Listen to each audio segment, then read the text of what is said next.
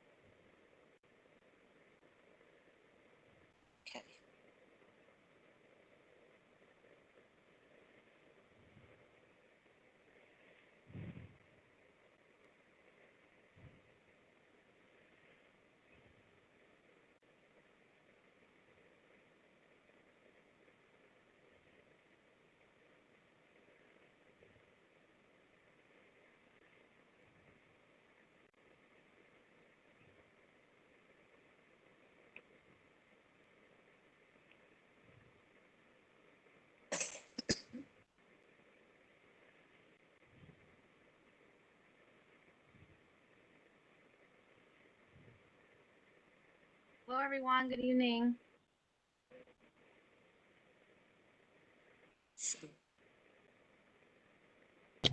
Good evening. Good evening.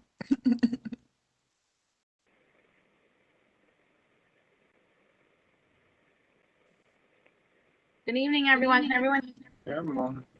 Good evening. Good evening. Hi, everybody. Hi.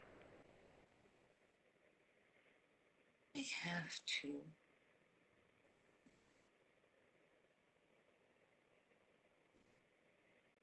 I can't hear. Again, I can't.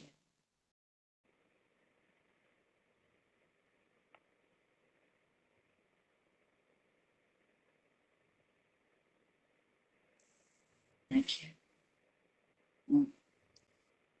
A. Intonation. A.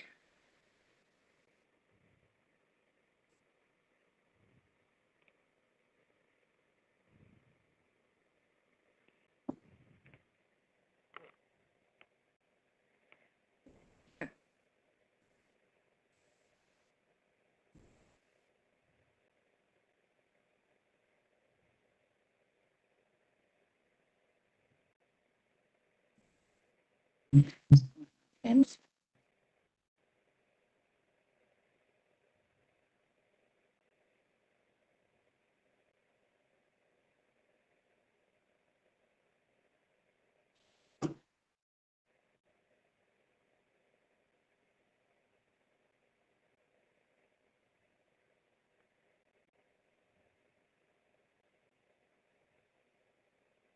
Can everyone hear me now or no? Okay.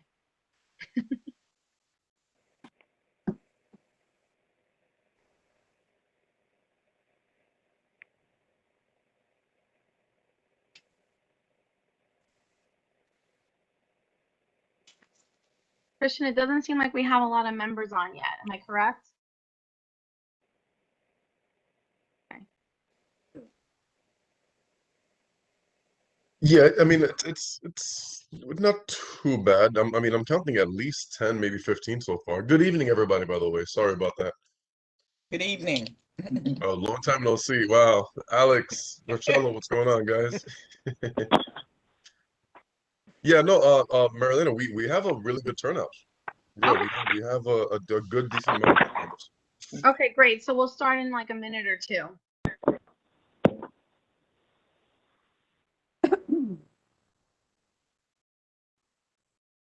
Okay. Hi, good evening, everyone. Good evening. Good evening. So I hope everyone gets used to this WebEx. I think we're going to be using it for a while. Oh, come on. I'm sorry. I know we were all used to Zoom, and now we're back to WebEx.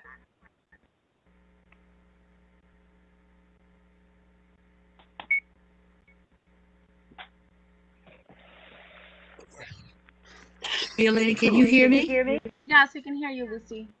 Okay. I have to use my phone for some reason. I can't hear you guys, so I can hear you through my phone. So I hope that's all right. So Lucy, that's okay. The only thing is be sure to turn the audio off your PC because you're getting feedback. So use the audio on one or the other. Can you ask me where that is? Um, yeah, I mean, so directly under your, well, at the bottom of the screen, there should have a mute button right next to stop video. Yes. Yes. Yeah. So yeah, just hit mute. Hit mute. Hit mute. Got it. Okay, so There better? you go. So we see you, but we're hearing your audio from your phone. Perfect. Okay. Hey, Lara, Clara, I see you. Ladies, how are you? Hello, everyone. Okay, so we're going to start at 7:05. Call to order, Queens Community Board 4, meeting September 14, 2021. Glad everybody is back from summer vacation. Glad to see everyone. So first, the second agenda item is to vote on the minutes for the June 8th meeting that we had. The meeting should have been in that email that everybody received. So if there was any corrections or any adjustments, please let us know now. If not, we're going to vote to accept those minutes. And I make the motion to accept the minutes of September 2021 as presented. Okay. Thank you, Clara. Does anyone second that motion? I second it. Is that Carol? Yep. Okay, perfect. All in favor? Any no's, abstentions? Okay, so the motion passes. Thank you, everyone. So to go on to my report for this evening, I'm glad everyone's back.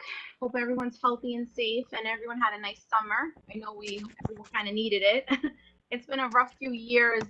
Our district has been through a lot. People we've known have been through a lot lately between the pandemic and the recent flooding that we've all encountered, which has really hit Elmhurst and Corona very, very hard. So I really hope for the best that we have better times ahead as well, because we've all been through a lot. And our neighbors and our friends, and family have been through a lot. So let's hope for the best going forward. I would also like to announce tonight that all CB4 members should have received their committee assignments by the board office, should have emailed them to you. And as of today, you are officially in those committees. And it was really difficult, going through that. I know it must have been really super easy for Lou. He's done it so many times, but it was really, really difficult. Unfortunately, we can't give everyone their first choice, even though, of course, you want to make everyone happy. But I think we have a great team. All the committees are going to do really, really well, and I have faith in everyone. And also, there's more opportunities in the future. So, everything can, you can have an opportunity to chair, you can have an opportunity to be on another committee. So that's always positive to look at it that way. And also, I want to congratulate some of the new chairs that we have for this year.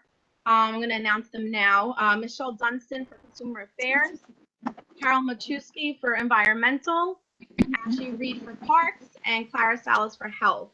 All the other chairs are the same as last year, and all the chairs should be in touch with their committee members very soon. So look out for that. And tonight we do have a large meeting to start off our year, and we are on WebEx. I'm sure everybody knows that now. We can't use Zoom anymore. It looks like going forward we'll be using WebEx until at least December, maybe January, as long as we can do, virtual meetings. There are some, some differences. You kind of have to get used to it. You have your you have some functions on the bottom of your screen. You have the chat on the side, on the right hand side. You can move things around a little bit. And if you click on more, on the bottom, there's like a little smiley face. And if you click on that, you should be able to use the raise the hand button. And there's also little emojis and stuff. So you guys can get used to that, to the new screen. What about video? I'm trying to get on video, having problems. You're trying to get, there is a button on the bottom for video. It should be the second button, but I'm also a panelist, so my screen might be a little bit different. Yeah, I don't. Yeah, correct. So video is only available for panelists. If you remember the public, it won't work. There is Okay. a difference. Oh, okay. Correct. All right. Understood. Okay. But you can see us, correct? Yes, I can see you. I can see you. Perfect, not a problem. Okay. So today might be a little difficult since we're using something new, but please let us know if you have any issues or any questions. You can also put it in the chat for us. And last but not least, I want to wish everyone happy Rosh Hashanah and belated Happy Veterans Day.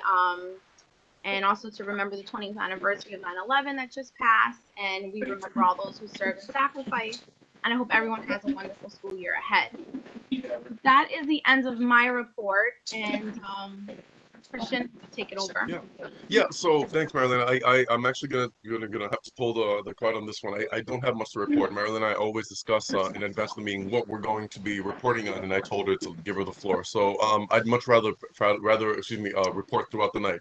But again, to reiterate what Marilyn said, we will be using WebEx for quite some time. I think we did pretty well with the committees. Yes, you are right. It was difficult, but no, Lou didn't have an easier time than you did. Don't worry about it. It's just he fumbled too. So, no, that said, guys, I'd much rather just report throughout the night. Welcome back, everybody. I'm so glad to see lots of you. I did see lots of you through the summer. It was somewhat of a tough summer for all of us, but I'm here and let's get this started. Thank you, Marlena. Thank you. So we're going to start with the board attendance. And during this time, board members can only speak for 2 minutes. You will be unmuted if you're not, if you can't unmute yourself. Okay. Chao Chang Chen. Yi Chen.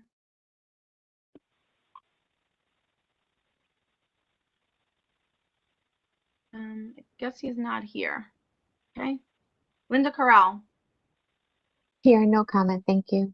Thank you. Lorena Diaz. Hi, glad to be back. Hope everyone had a good summer. Thank you. Michelle Hello, Dunn. I'm here. Aria Spinall.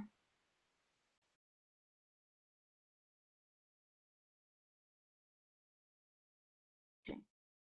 Leanne Ruby, Chigali. Ruby is trying to get on. She just called me. I don't know if y'all can hear me. Yeah, I can hear you. Okay, so hopefully she'll get on soon. Let us know if she has any more difficulties. I sent her the link. Okay, thank you, Michelle. Leanne's here, and I just wanted to say, went to a great event, volunteered with the Civic Engagement Committee of Borough President's Office to the People's Bus and the People's Festival. I'll send the information to Christian to share around, but it's a great service that the city has that maybe we can get involved in with some events. Thank you. And our co-board member, Lara, was there too. So thank you for being there, and it was a great event. Thank you so much. Marilena Giampino. I just want to say something really quick. I know probably someone from Councilmember Drum's office will report later on it, but we do have a street co-naming coming up this Saturday. Elmhurst History and Cemeteries Preservation Society, along with Councilmember Drum, will be having a ceremony September 18th, this Saturday, 11 a.m. on 43rd Street between Judge and 43rd Street. It's right in front of the Yanta House. And if anybody wants more information, I know Keeban will later tell us. And also, if you guys need any information on helping us landmark the house, let me know. Okay. Christian Gonzalez. Hi, everyone. I hope you're all doing safe and well. Just want to echo what Mariana, you said about it being a rough summer. So hope everyone's safe and definitely looking forward to finishing the rest of the year strong with our new committee assignments. Thank you so much. Lara Gregory. I'm here, happy to be here, happy to help in the new committee assignments. And as Vian said, we were in the Community Engagement Commission, so we were very glad to be there. I know some of us are having a rough time.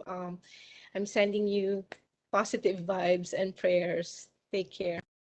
Thank you, Lara. Dipinja Lama.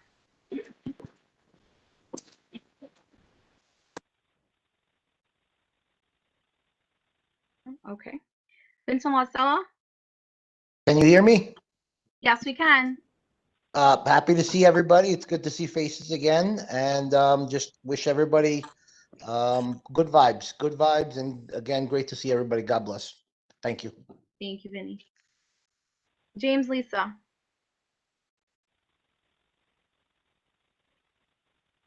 Salvatore Lombardo.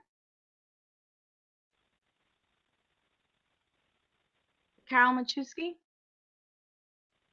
Hi, I just want to say I'm not happy about losing the summer. I'm not a summer person, but we made it through, and we did manage to get past Hurricane Ida without a great deal of damage in our area. Unfortunately, some parts of Queens got really hit bad. Thank you, Carol. Sunil Mahat. Hello, good evening. Hope everyone is staying safe and well. Just like other members said, it's good to see so many CB4 members staying engaged and involved at a civic committee, BP's Queens BP civic committee. That's a great thing. Another thing, just want to point out, I was at the CC Moore Park the other day. I saw so many those rubber foams, the cushion pads, they are coming off, they are coming out. And that's a safety issue, safety hazards for our kids and even for their parents. So just want to point that out. Beside that, looking forward to work with the team. Thank you for putting me on my first choice. I appreciate it.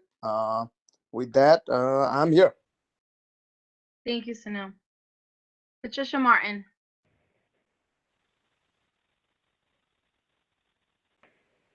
I know she was here earlier. Yeah, she's here. Okay. Yes, I'm here. Oh, okay, great. Okay. Do you have anything to say? Or I just want to say it's with much gratitude that I can say that I am here. And I'm looking forward to a productive year with all of us. Thank you. Thank you. Thank you. Sylvia Martin. Hello, everyone. Hope everyone had a nice summer. And it's good to be back and good to see everyone. Thank you, Sylvia. Matthew McElroy. Hi, I'm here. Just like everybody else is saying, it's great to see everybody again. And no other comment. Thank you. Thank you. Ravinia McGowan. I know you didn't get in touch with her, right, Matt? Hopefully she's okay. Right. Not able to. Okay, thank you. Jose Murillo. Okay. Edgar Moya. Good evening. Nice to see everybody, and I'm looking forward to working with everybody this year. Thank you so much. Ruby Muhammad, I know she was having difficulty. Was she able to get on? I'm not sure. Definitely. Okay, we can always go back to her. And I do see Salvatore Lombardo was on now. Okay. Sandra Munez. Hi, everybody. Happy to be back. Unfortunately, living on K Street, the epicenter for COVID, now the epicenter for Ida. Myself and my neighbors were hit very hard. Some of us had 3-4 feet of water, sewage backup, rainwater. So I know that we can all turn to FEMA, but I just got a call from Father Rick today. Catholic Charities wants to help out the neighbors. So if there's anyone in the committee or in the public that were hit hard and need assistance, I guess they can give me their information through the office, Mary Elena. Is that okay? Yeah, And yeah, and then I will forward their information to Catholic Charities as well. They do have federal funding. So just you know, looking forward to brighter and you know, healthier days. Okay, great. Bye. Yeah. Thank you, Sandra. Pradeep Singh Narula.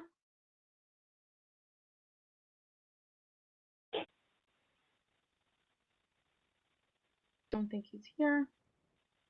G. Oliver.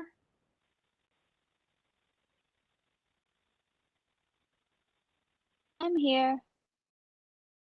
Okay, Hi, thank you. everyone. Georgina Oliver. Present.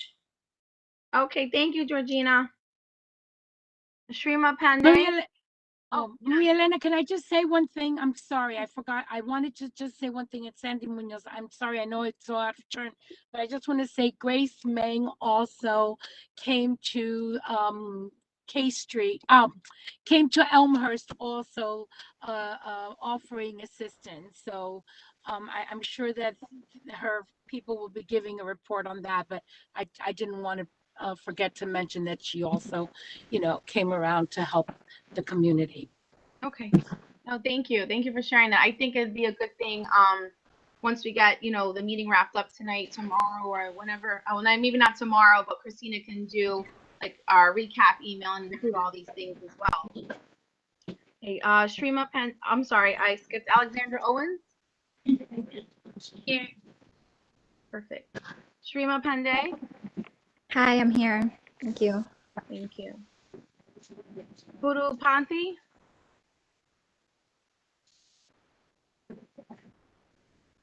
No, okay. Alexa Ponce.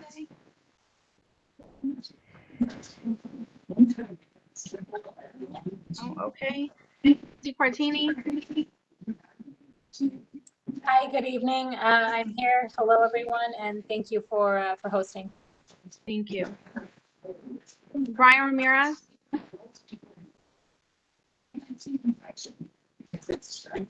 Ashley Reed.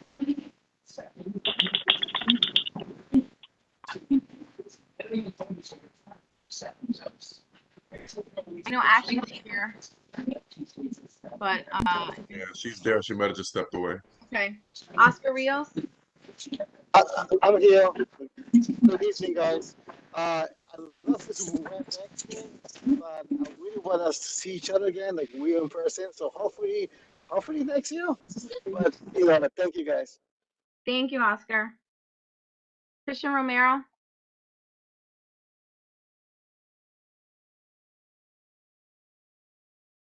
Okay. Clara Salas. Hi, everybody. Happy to see everyone tonight. I'm looking forward to working with the health committee this year. Thank you. Thank you.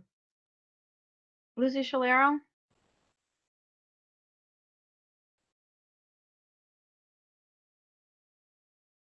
Lucy, I know you're here. Maybe you're having audio difficulty. Can you hear me now? Yes. Okay, am I echoing or? You're okay. You're good. Okay. All right. I'll be giving a report on Elmhurst and Corona about Ida. So any questions, I'll pick it up then. Thank you. Thank you, Lucy. Red Sevilla. You guys can hear me okay? Yep. Thanks, Mary Elena. Hi, everyone. Good to see everybody. Hope everybody had a great summer. I don't know if you guys have noticed on South Railroad Avenue, just opposite of Whitney, by the tracks there, just the increased number of homeless, Okay, I'm coming. homeless tents that have been coming up. Just also the increase in the that homeless encampment. So really conflicted about what's happening there. And maybe just throughout the evening, I'd love to hear what folks have been thinking or doing about it, whether community board members or members of the public or even electeds. Okay, thank you, Fred. Ergen Sherpa? I know he saw. Okay, I know they're here, but they're not saying anything. Okay. Alton Derek Smith? Here. Okay. Gregory Spock?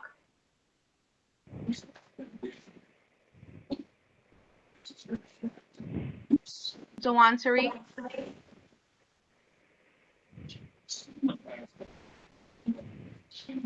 Hey, Marcello Testa? Here, and also Ari Espinal is in. She's on the phone. Okay, thank you. That's absent. Yeah. Thank you. Deshaun Sering? Hi, everyone. I'm present. Thank you. Lewis Walker? Here. Can you hear me? Yeah, we can hear you. Okay, I'm here. Hello, everybody, and that's all I have to say. Thank you. Yilin Wang?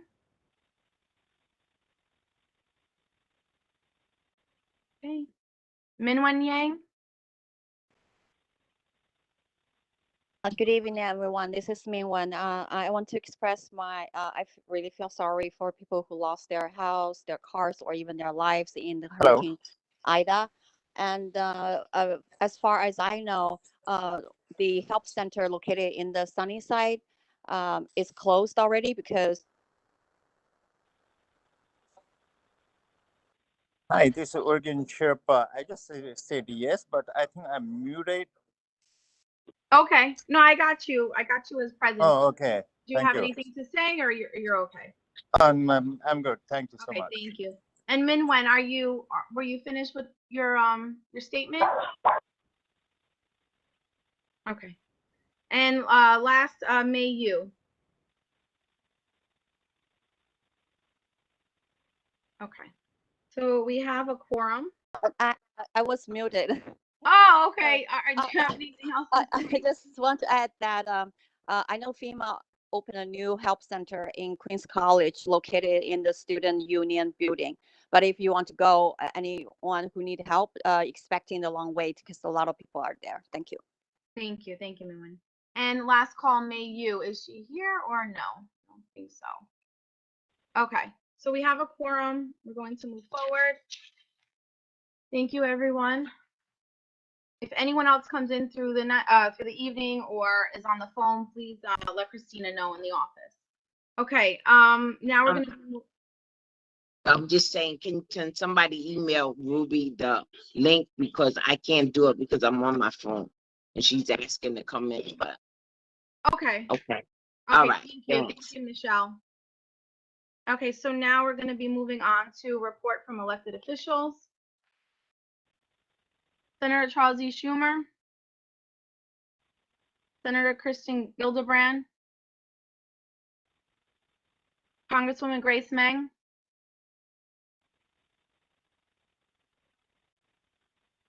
Congresswoman Alexandra Ocasio-Cortez.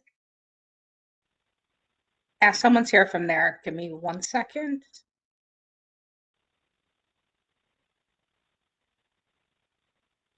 Okay, you're unmuted.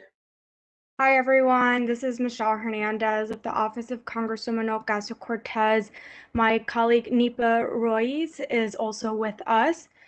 First, we'd like to express our sincerest condolences and regrets to the families who lost loved ones, as well as those who lost belongings in the wake of Hurricane Ida. The Congressman made several visits within the district to survey the damage and call for government support, including visits with President Joe Biden and several members of the New York delegation, touring areas of Woodside and LaFrac City. Our office worked with FEMA and President Biden to expedite individual assistance, disaster grants up to $34,000. And And the Congresswoman also made additional visits with Mayor de Blasio, Governor Hochul, and FEMA Administrator Criswell to survey the damages in the area. Today, our office hosted the September virtual town hall. The Congresswoman discussed Hurricane Ida recovery efforts and resources. I will actually be linking in the chat links to resources, phone numbers, and please do reach out to our office because we have been connecting folks with FEMA and helping answer questions. And so we're happy to continue to do so. And the last thing that I want to mention is that I will be transitioning from the team at the end of this week.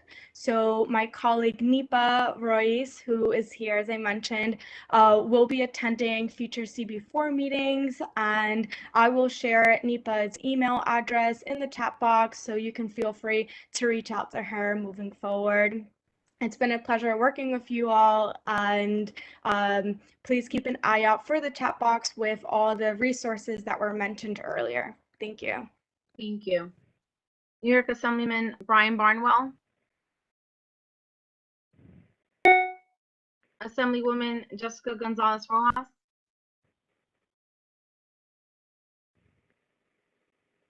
Assemblyman Jeffrey-Ann Aubrey. And Assemblywoman Catalina Cruz. Senator Michael Janaris. Senator Jessica Ramos. Senator Tobian Savitsky. And New York City Mayor's Office, Jessica Shabowski. Okay, moving on to council. Councilman Francisco Moya. Yeah, Berenice is here. Okay, thank you. Hi, can you hear me? Yes, we can. Hi, everyone. This is Berenice from the Office of Councilmember Francisco Moya with a couple of updates. So over the weekend, Councilmember Francisco Moya was able to distribute thousands of backpacks and school supplies to children in the East Elmhurst, Corona, and Lefrak City. We even had Mr. Met's presence to one of our events. So this is part of the councilman's continued efforts to ensure the communities hardest hit are equipped with the resources they need. So if you hear of any family that still needs a backpack, please feel free to let us know so we can help. Additionally, the city is having a pop-up center tomorrow, Wednesday, and Thursday outside of the Elm Court Senior Center, which is Hello. Hello. Yes. Hello. Hello. Is that Ruby?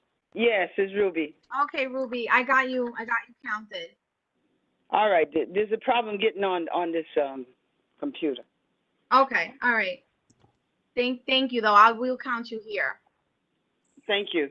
You're welcome. Okay, I'm so sorry. Berenice, are you still No, there? it's okay. Yes, I'm still here. Okay. So, as I was saying, the location is 98-19 Astoria Boulevard, East Elmhurst, New York, 11369. It's from 10 a.m. to 5 p.m. I'll be posting that information in the chat. Additionally, there are currently 2 vaccination sites by Corona Plaza and 82nd Street between Roosevelt and 37. Again, I'll be posting that information. Lastly, if you need any additional information, you can feel free to give us a call at our office at 718-651-1917. I'll be posting my email address to the chat, and tomorrow the council member will be announcing significant investments and measures to tackle the garbage problems we see in our district, so look out for that. And thank you very much, everyone. Have a good evening. Thank you so much. Councilman Daniel Drum? Yes, Kelly's here. All right, Kelly, you're unmuted. Thank you. Good evening, everyone. I hope everyone have a great summer. Like Mariana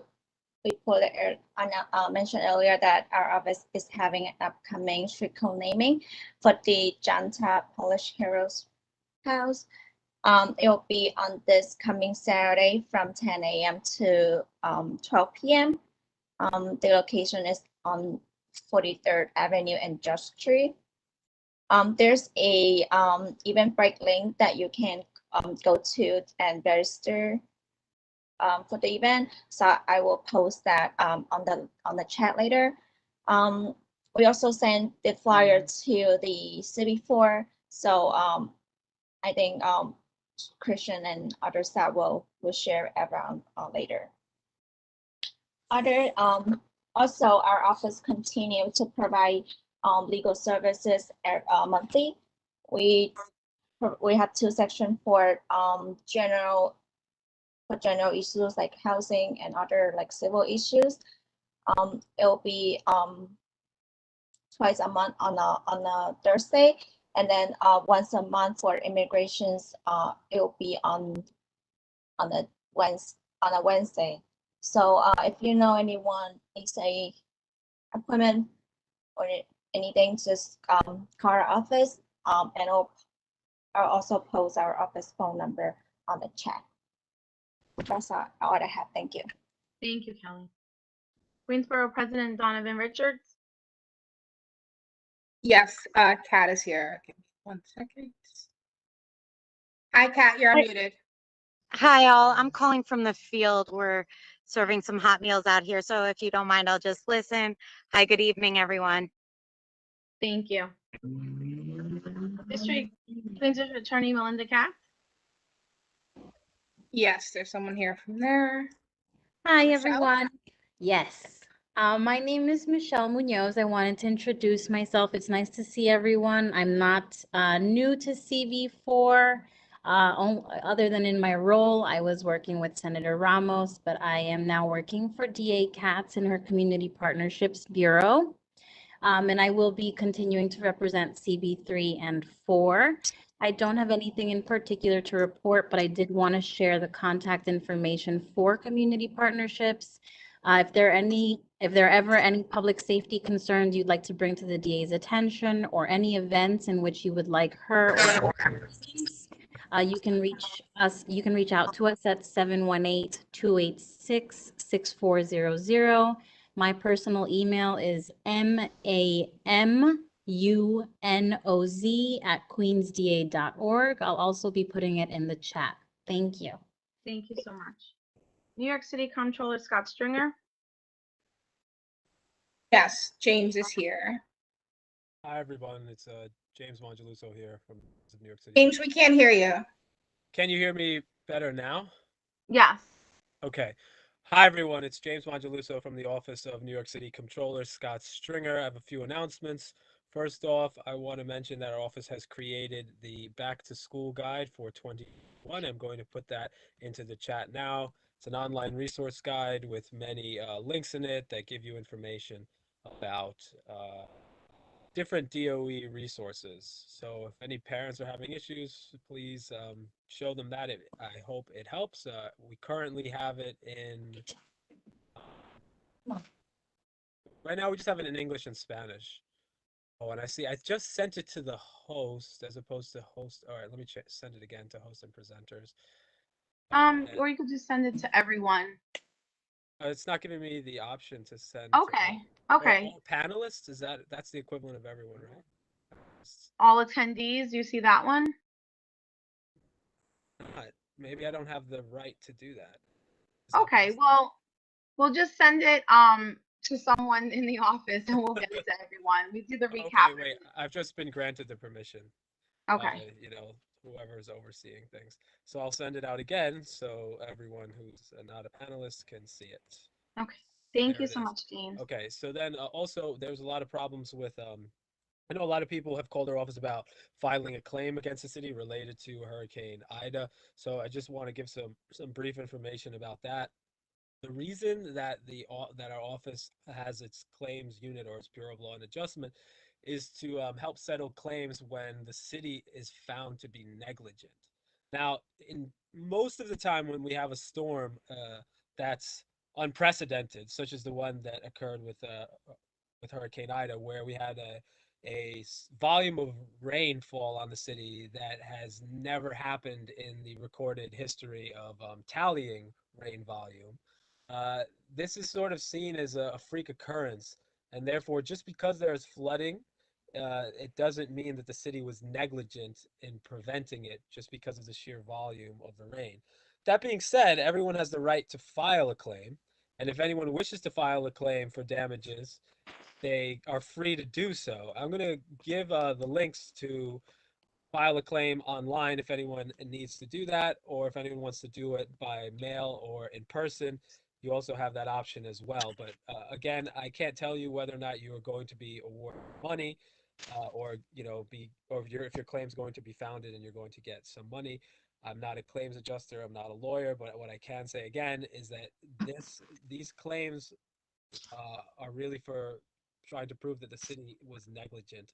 So you can file, you're free to file if you can prove that the city was negligent, or you have some extenuating circumstances you know about, then you have a better case, but you're in no way guaranteed to get any compensation. And, lastly, I'm just going to give you a link on the interim findings of an investigation our office has done about the preparedness or lack thereof in terms of the city being ready for. Okay, thank you so much, James. Narula here is a. Okay, okay, Gurdeep. Thank you so much. Okay. Thank you.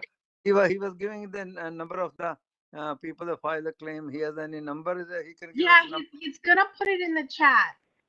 Okay. We do have a long meeting ahead, so we can't like announce every single number. So it's better if everyone puts it in the chat. And this week you will get a recap email from the office. Thank you. Okay, I thank put you the so links much. in there already. Just click on the links and there's information with the number and so on. Okay, thank you. Okay, New York City Public Advocate Jamani Williams. No, not that I know of. Here. And I know Christian has something to say. And I also saw Dave on here from the 110. Does Dave have anything he wants to say real quick? Hi, everybody, can you hear me? Yes, we can. Okay, do you have a minute if I could just go over the crime stats real quick? Yeah, sure.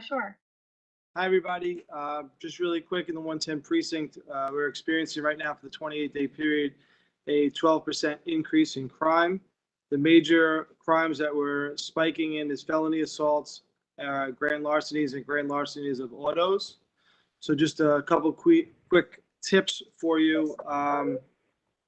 Don't leave your keys in the car. Number one thing. People are still leaving their keys in the car, running to the store, running into the house. People are out there looking for these things, especially being back to school. Leaving the keys in the car, running and dropping your kids off. You may think it's only going to be a minute, but then you'll run into a parent. Your kid may forget something. You'll be way longer than you think, and people are out there at these schools, at these drop-offs, and they're going to steal your car. Same thing with leaving valuables in your cars. People are back to work, laptops, computers, phones, expensive equipment. Take them with you. Make sure you lock your cars. All right, we're seeing this all over the precinct. And then lastly, there's been a couple patterns for commercial burglaries, especially small businesses. Anybody that owns a small business or a restaurant, please take the money out of the registers at night. Leave the drawers open, show that there's nothing there. People are just crowbarring doors open and getting 40, 60 bucks. They're stealing the tip jar, whatever's left on the counter. Make sure you take these things in for the night. And same thing, any valuables. Electric scooters are being taken. Make sure these things are locked up and secured. With that, welcome back. And if anybody has anything to leave in the chat for me, I don't want to hold up the meeting, but thanks for the time. Appreciate it. Thank you so much. Okay. And Christian, I know you said you had something to read. I do actually, yes. I have something here from John Wang, the Queen's Night Market. Just bear with me. All right, here we go, guys. Okay. Dear, this is again from John Wang. John Wang, this is Executive Director of the Night Market. Dear CB4, now that the U.S. Open is over, the Queen's Night Market reopens again for our fall season this Saturday. We'll operate every Saturday night through October 30th when we close out our season with a Halloween-themed event, complete with trick-or-treating and costume contests for kids and adults. More importantly, we're planning to make our fall season opener this weekend a fundraiser for Hurricane Ida flood relief in Queens. We're working with Queensborough President Donovan Richards on the initiative, and we're pledging 100% of proceeds on Saturday to Queens flood survivors who are ineligible to receive FEMA assistance, mostly due to immigration status. In addition, over 30 of the vendors are also joining the effort and pledging support for the cause. We'll also be asking visitors to make suggested donations of $5 at the gate to support the cause. All of this is completely voluntary. Thanks as always, and please don't hesitate to reach out to me if you have any questions about the Queens Night Market or our flood relief fundraiser or want to help out. Wishing you all health and safety until we can meet in person again. Sincerely, John Wang. Thank you. And Thank I you. also got Gregory Spock. I know he's in the meeting now. I counted him as here. Anyone else that just came in? Okay, I think we're good. So we're gonna move on to item number 7. This is going to be a presentation, and as well, somebody has their audio on. Okay, I don't know what happened there. So this will be a presentation followed by, we're actually going to be doing things a little bit differently. We're going to be doing the public forum. So we're going to do the presentation, then we're going to take any board member questions. After the board member questions, then we're going to move on to the public forum, which will take questions or comments from public members, the ones that are on video. And then when we're done with the video, we will be moving on to anybody who is joining us from the phone, from the public. And then we have to eventually, after all that's done, take it to a vote. The board needs to vote on this item. So I'll just do a little intro. So Sunshine Elmhurst LLC is seeking to rezone address 4520 83rd Street. They want to rezone it. It is currently an M1-1 zone, which is a manufacturing zone, and they want to upzone, as you would say, upzone to an R7A zoning on the entire property. So this is proposing a 9-story residential rental building, and the property also includes the rental property, I'm sorry, will also include an MIHA, which they were only offering option 1 or option 2, no option 3 or deep affordability for this project. And they did mention a community facility in the building. The rezoning of the entire site will also have an existing charter school that is currently being built on the site. And in the future, if this passes, that charter school will also have the R7A zoning. And just want to note that we will not be talking about the charter school tonight. The charter school has already been approved by the BSA, not the community board. We had no say in it. And it's currently being already built. So it's just going to focus on the residential building. And I'm going to actually hand it over to Alton now, the chair of the ULURP committee, before we get to the presenters. Good day, everyone. Kristen, is it possible that you could put up the can you put up the chart showing? Bear with me because you sent the chart to my cell phone and we're on the laptop, so I'm trying to transfer it over. So you got to give me a sec. You literally just sent it right now. So the one that I sent earlier today, which would be okay. Oh yeah, of course. That was from. Give me a second. You mean the page like 10 or so of the presentation? Is that what we're looking at? Right. It's the one. Okay, it's the one basically from New York City Planning. And what that chart does, it explains the 4 options that we're going to be talking about tonight. What option 1 is going to be, that's the one that I sent you.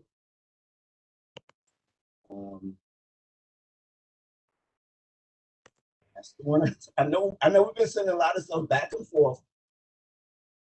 I think it's the last one I sent you. And it was sent to my, because right now, 30 seconds ago, you sent me one to my cell phone. Is that the one? Right, that's totally different. That's totally different. Okay. All right. Okay. Sorry, Alton, you gotta bear with me, man. I have 1,000 things you sent me. Hold on. There's what the chart that's up there right now. Hold on.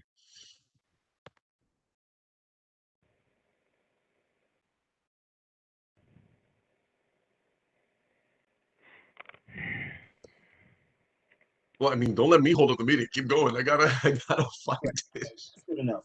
Okay.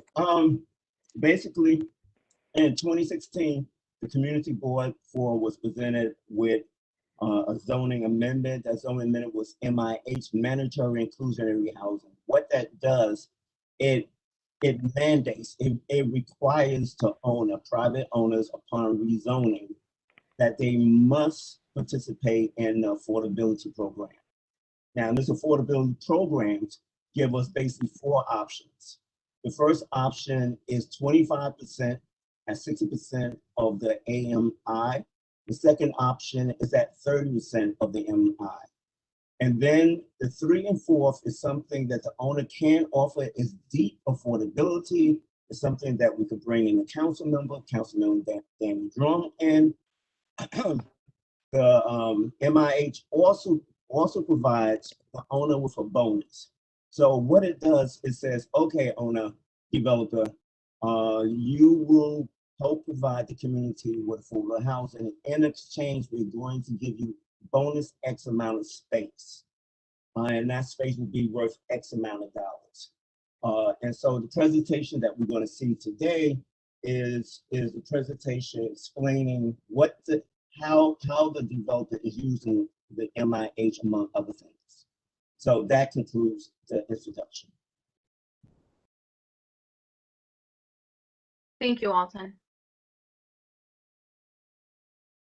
Okay, so now we're going to be moving on to Dwayne Andrews, Senior VP and General Counsel for this rezoning application.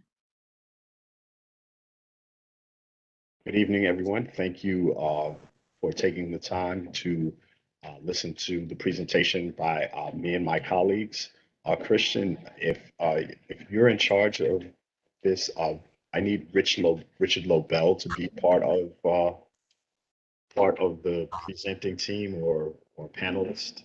So, Okay, give me 2 seconds. okay, We're on it, Dwayne. Thank you. thank you. Okay, he should be in. Hi, folks. Right, there is. Thanks, Christina. So good evening, Chair, members of the Community Board, and thank you to Alton. I'm happy to share my screen so I can run through the presentation. Is someone able to authorize that? Give me 2 seconds. Sure. While that's taking place, I'm going to introduce some members of the applicant team. John Silviano from Sunshine Elmhurst, who are the owners and operators of the site. Ken Miraki from Stephen B. Jacobs, the project architects. Amber Cartalian from Equity Environmental, who are the environmental consultants. And you just met Dwayne.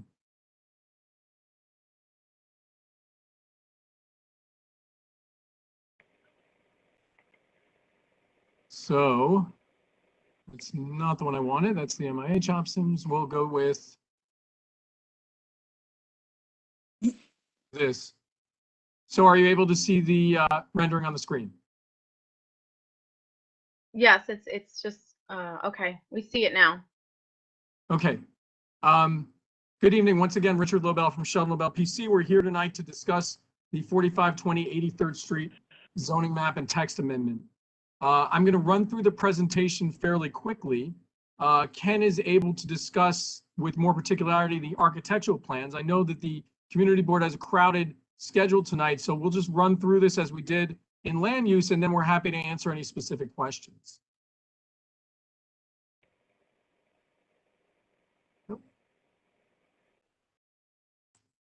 So you see before you what we're seeking to do. The location is 4520 83rd Street.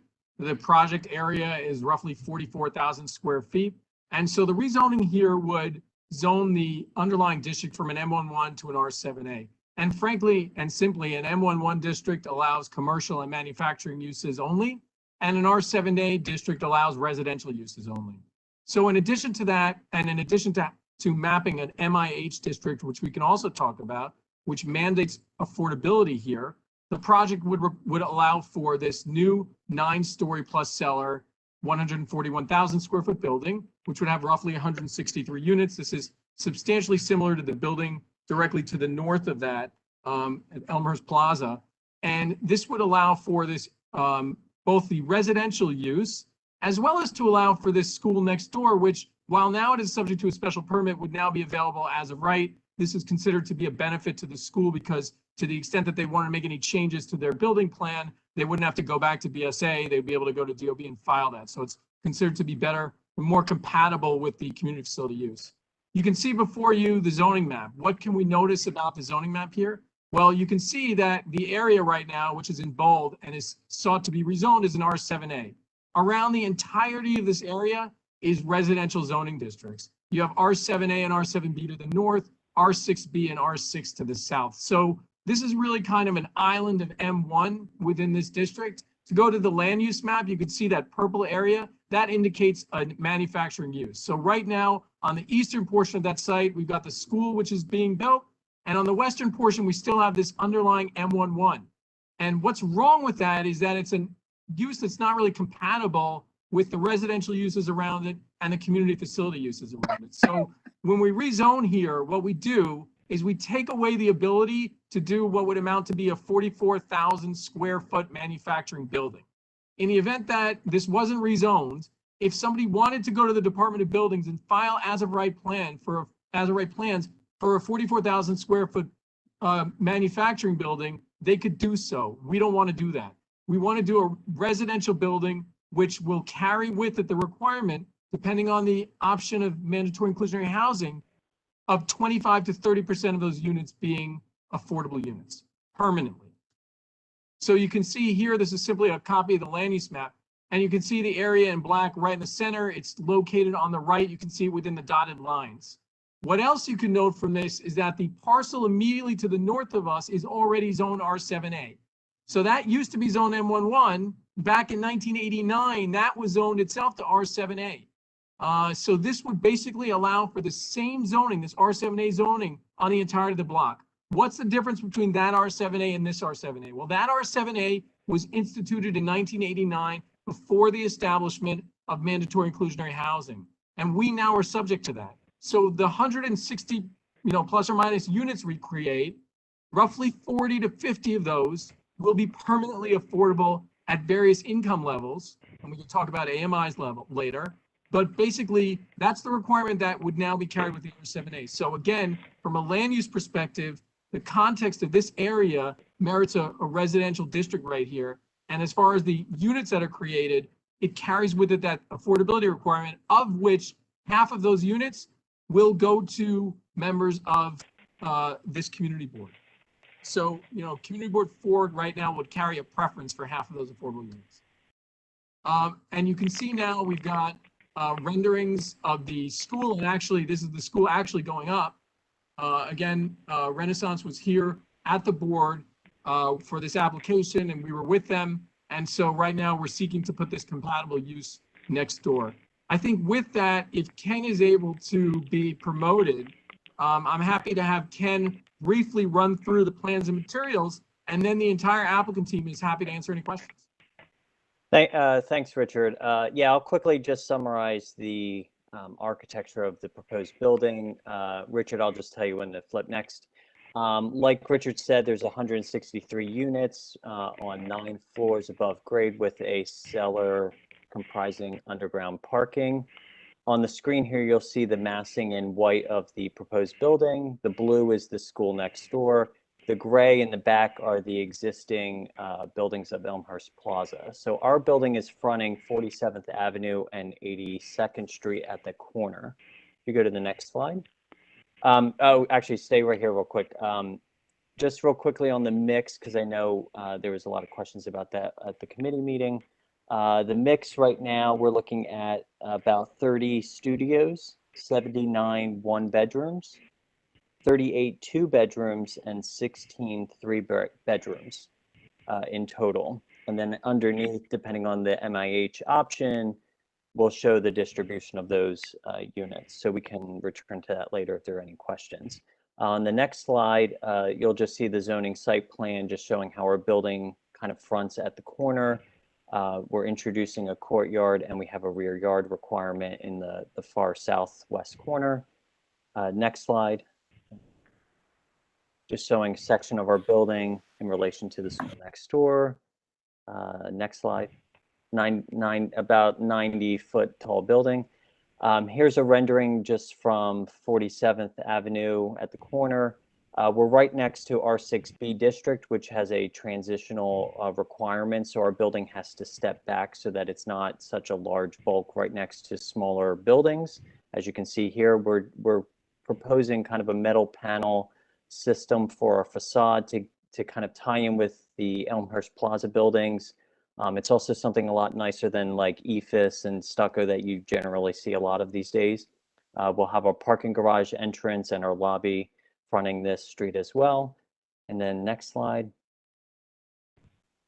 This is another view coming down 82nd Street, so you can see the Elmhurst Plaza off to the left, and then our building in front. Then next slide. And this is the school next door, which I don't think we need to go into discussion about. Next slide. And then I think that's it. So if there are any questions, I'll be happy to answer them on the architecture. Thank you. That concludes the graphic presentation. And Chair, we're happy to answer any individual questions that are posed by the board. Yes, we will take questions now from the board members. Okay, first up, Lucy. Yeah, we're having a lot of development in our area. One of the things that I've noticed, and some people that live in these new buildings, is water pressure. You're not getting enough on the upper level for flushing toilets, taking showers.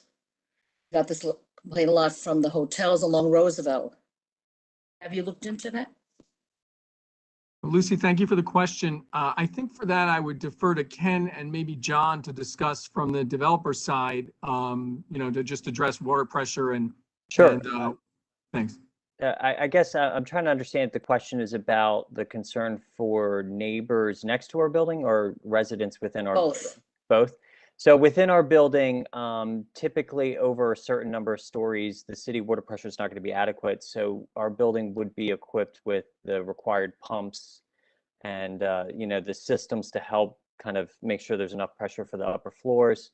We'll have a generator and emergency equipment in this building to, if the power ever goes out and the pump needs power, it'll be fulfilled that way. For neighboring buildings, typically we'll be required to go to the city to apply to connect to the system. They evaluate based on how many fixtures we're going to have in the building, the number of apartments, the water usage based on the occupancy, and the city will determine if the existing infrastructure is adequate. If it is not, they often will require us to, supplement and work within the street to provide new water service to the building. But that's usually something that comes during the application process. So we don't know the answer to that just yet. Okay, thank you. Thank you, Lucy. Any other board members? If you want to use the raise hand function. I'm sorry, Marilena. Alton? Richard didn't go over the chart. It doesn't plan on going over the MI. Oh, the MIH chart, yes. You said that the developer is only doing option 1 and 2. Are you going to be going over the chart? Sure. So, are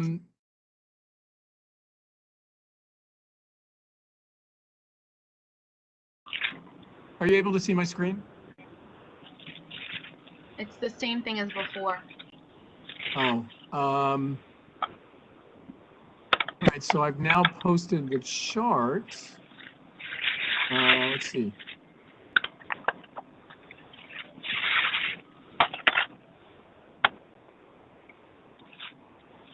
I'm posting the chart. Let's see. Okay. Now, can you see my screen? I have the chart posted on my screen. Are you able to see that? Yeah, it's blank. It's blank. That's not good.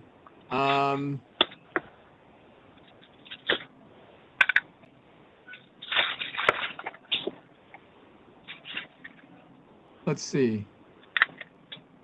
Share my screen. Can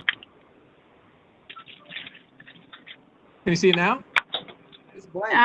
Okay, now we can see it. Okay, good.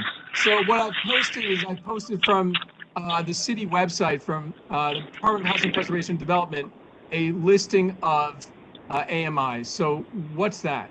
So the developer is basically selecting, and that Sunshine Elmhurst is selecting either option 1 or option 2. And so when we do a rezoning, we do 2 actions. We rezone the property, but we also do a text amendment to map options over the development site so that any residential housing that's created, as we said, creates mandatory affordability. In most of these applications, the two options that are mapped are option 1 and option 2. You can take a look here at the different adjusted median incomes for the various option levels. And what this means is that under option 1, where you've got 25% of the residential units at 60%, an average of 60% AMI, you can see that for a studio, the residents would make $50,000, all the way up to, for example, a 2-bedroom, they would make $71,000. So this is on average for studios and up to 2 bedrooms. The residents are going to be making, and that's the entire family, is making anywhere from $50,000 to $71,000. That affordability level. I'm sorry to interrupt. Somebody has their audio on. If you have a lot of background noise or static, please put it on mute. Thank okay, you, Jen. I'm sorry. You can continue. Sure. So this is 60% is the average for option 1 that we've selected. That doesn't mean that all the incomes are going to be 50,000 to 71,000. 10% of those units in the building are going to be at 40% AMI, which is going to be, in our example, $33,000 annual income for a studio, up to $47,000 in annual income for a 2-bedroom. You can see from this that 40% AMI is considered to be deep affordability, and option 1 carries with it that requirement. I will tell you that most of the projects that we've worked on in the last 2 years are at option 1 and do carry that 40% AMI requirement. Option 2, which is at an average AMI of 80%, the AMIs are going to be higher. So you're going to see adjusted median incomes on average between 66,000 and 95,000. But what happens there is that there's a greater number of units. So in our prior example, there were 25% of the residential units were at an average of 60. In this example, there's 30% of the units which are at an average of 80.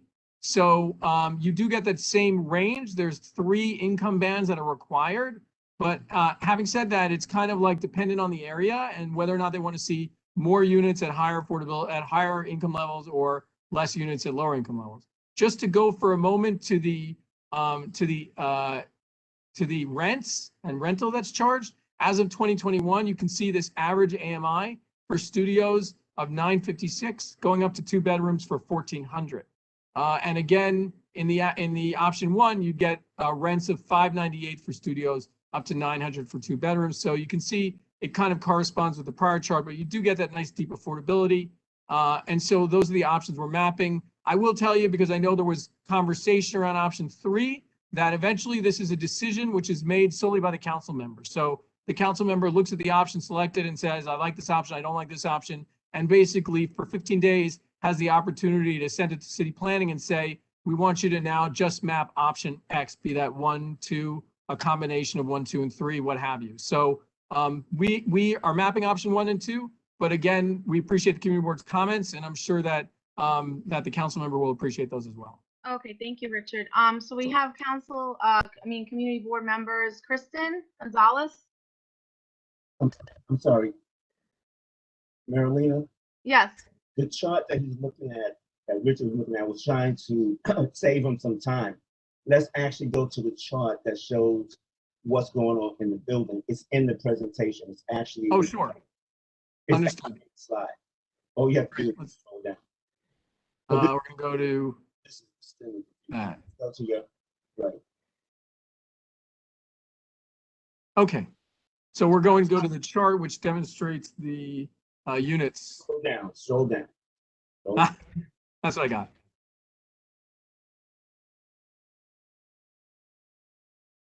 Alton, is this the chart you're referring to?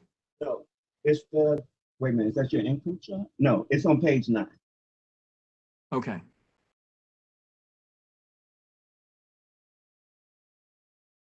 That's 9.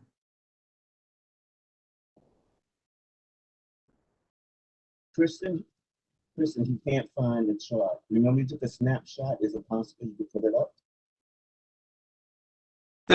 Richard, the page that you have open, or just had it open, I believe page 7, does show the unit mix of the option 1 and 2 in the bottom right of the page. Right.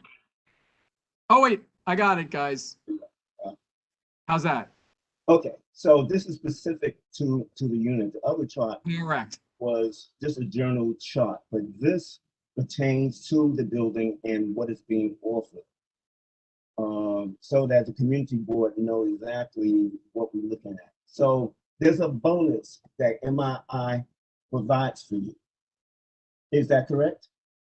Well, Alton, the technical term now is that usually a bonus is seen as you get extra floor area. Here, it's basically just, this is what you get. Like you can't take a lower amount of floor area and not provide it. It's like you have to provide it. Okay, so great. So with the floor area, what you're proposing is how many units? 40. Okay, 41. So under option 1, correct. The development that have 163 units, what you're offering is 41 units at 60% of the AMI. And I've heard something about 16 of them will be for families or less than that. No, it's more than, of those 41 units, 20 to 21 of those units would be allotted to members of, members of Community District 4. Right, so community, all right, so under option 1, at 60% of the AMI, you're offering 41 units. Under option 2, you're offering the community 49 units. Correct. Okay. And then as we look down under 40% of the AMI, we're saying that there's a studio at 567, then at 60% is 909, and then it's 1250. Correct. So in terms of reading the chart, so that the studio be clear, and I'm just noticing the projected area that you have here based upon the income is incorrect. You have Elmhurst Mathek. This chart really should say Elmhurst Corona, and the figure of 77,000 is incorrect. It should be 68,000. For IF, that's what Community Board 4 is, and it's not at 6,000. Okay. Yes, thank you, Alton, for noticing that. Yeah, so this chart is incorrect. It does not reflect CB4 because it's Elmhurst Math was where Elmhurst Corona. So I think this is completely wrong information here. Right. So, Chair, we thank you and we thank Alton for the comment. They basically look at census tracts, and so we basically did it by census tract. To the extent that we're happy to change the information on the chart, but. Right. This is kind of like when we go through our environmental review and they look at income levels, this is what they dictated to us. But again, we're happy to make that correction. Yeah, it's interesting that no one had caught that prior. Okay, thank you, Alton. Any other questions, Alton? No? Okay, so now we have to move on. We have Gregory. Marilyn, you also have Leanne Bowley who'd like to ask something. I have my list. I'm good. Gotcha. Thank you, Kristen. Thank you. Can you hear me, Chair? Yes, you can. Okay. My question is largely about, how this will sort of impact further development in that area. As we know, none of these things happen in a vacuum. I'm well aware that the building that you've referenced, both in trying to, architecturally tie in with it and also, the size of it, Elmhurst Terrace next door. They've had a terrible time selling those units. In fact, I know the developer had to rebuy a large amount of them. So I think that's sort of a sign that, housing that doesn't match the actual neighborhood affordability, which I put in the chat, the history of AMI. And I think many people on this board are well aware of that because we actually did a whole workshop on the history of AMI and affordability with a nonprofit here in the city. But furthermore, I'm concerned that that area along the railroad there, because we lack a historic district and we lack a lot of zoning restrictions that places like Brooklyn and Manhattan have, that there would be more tall buildings that would be springing up in the neighborhood. And I'm just wondering, you know, what is sort of your response to that notion? I know you've included a school here, although I see the school kind of as a separate thing entirely to this development. But maybe if you could respond to that. Sure. And Gregory, I'm just curious, was the presentation by CHPC, the Citizens Housing Planning Council? It was through the Municipal Arts Society, and they had a Okay, partner. So okay, excellent. So thank you. And thank you for the question. So you can see the area of the rezoning here. This is a question that we get a lot, because oftentimes when you've got a rezoning, there are a tremendous number of blocks and lots that are included, because for city planning, context is important, right? So you need to make sure that you've got a land use rationale, and that should somebody challenge the rezoning and say this was just done, you know, for this one site, you can say, no, this actually makes sense for a larger area, and then you need to explain why. So here you could take a look at the rezoning and the dotted area, which is the area of the rezoning. And what you see here is what you get, which is basically that this rezoning, and the reason that city planning was interested in this rezoning, is it essentially takes the 1989 rezoning to R7A and it fills in the rest of the block. So there's not intended to be, there can't really be any impact beyond the area of the rezoning that's circled in black dots.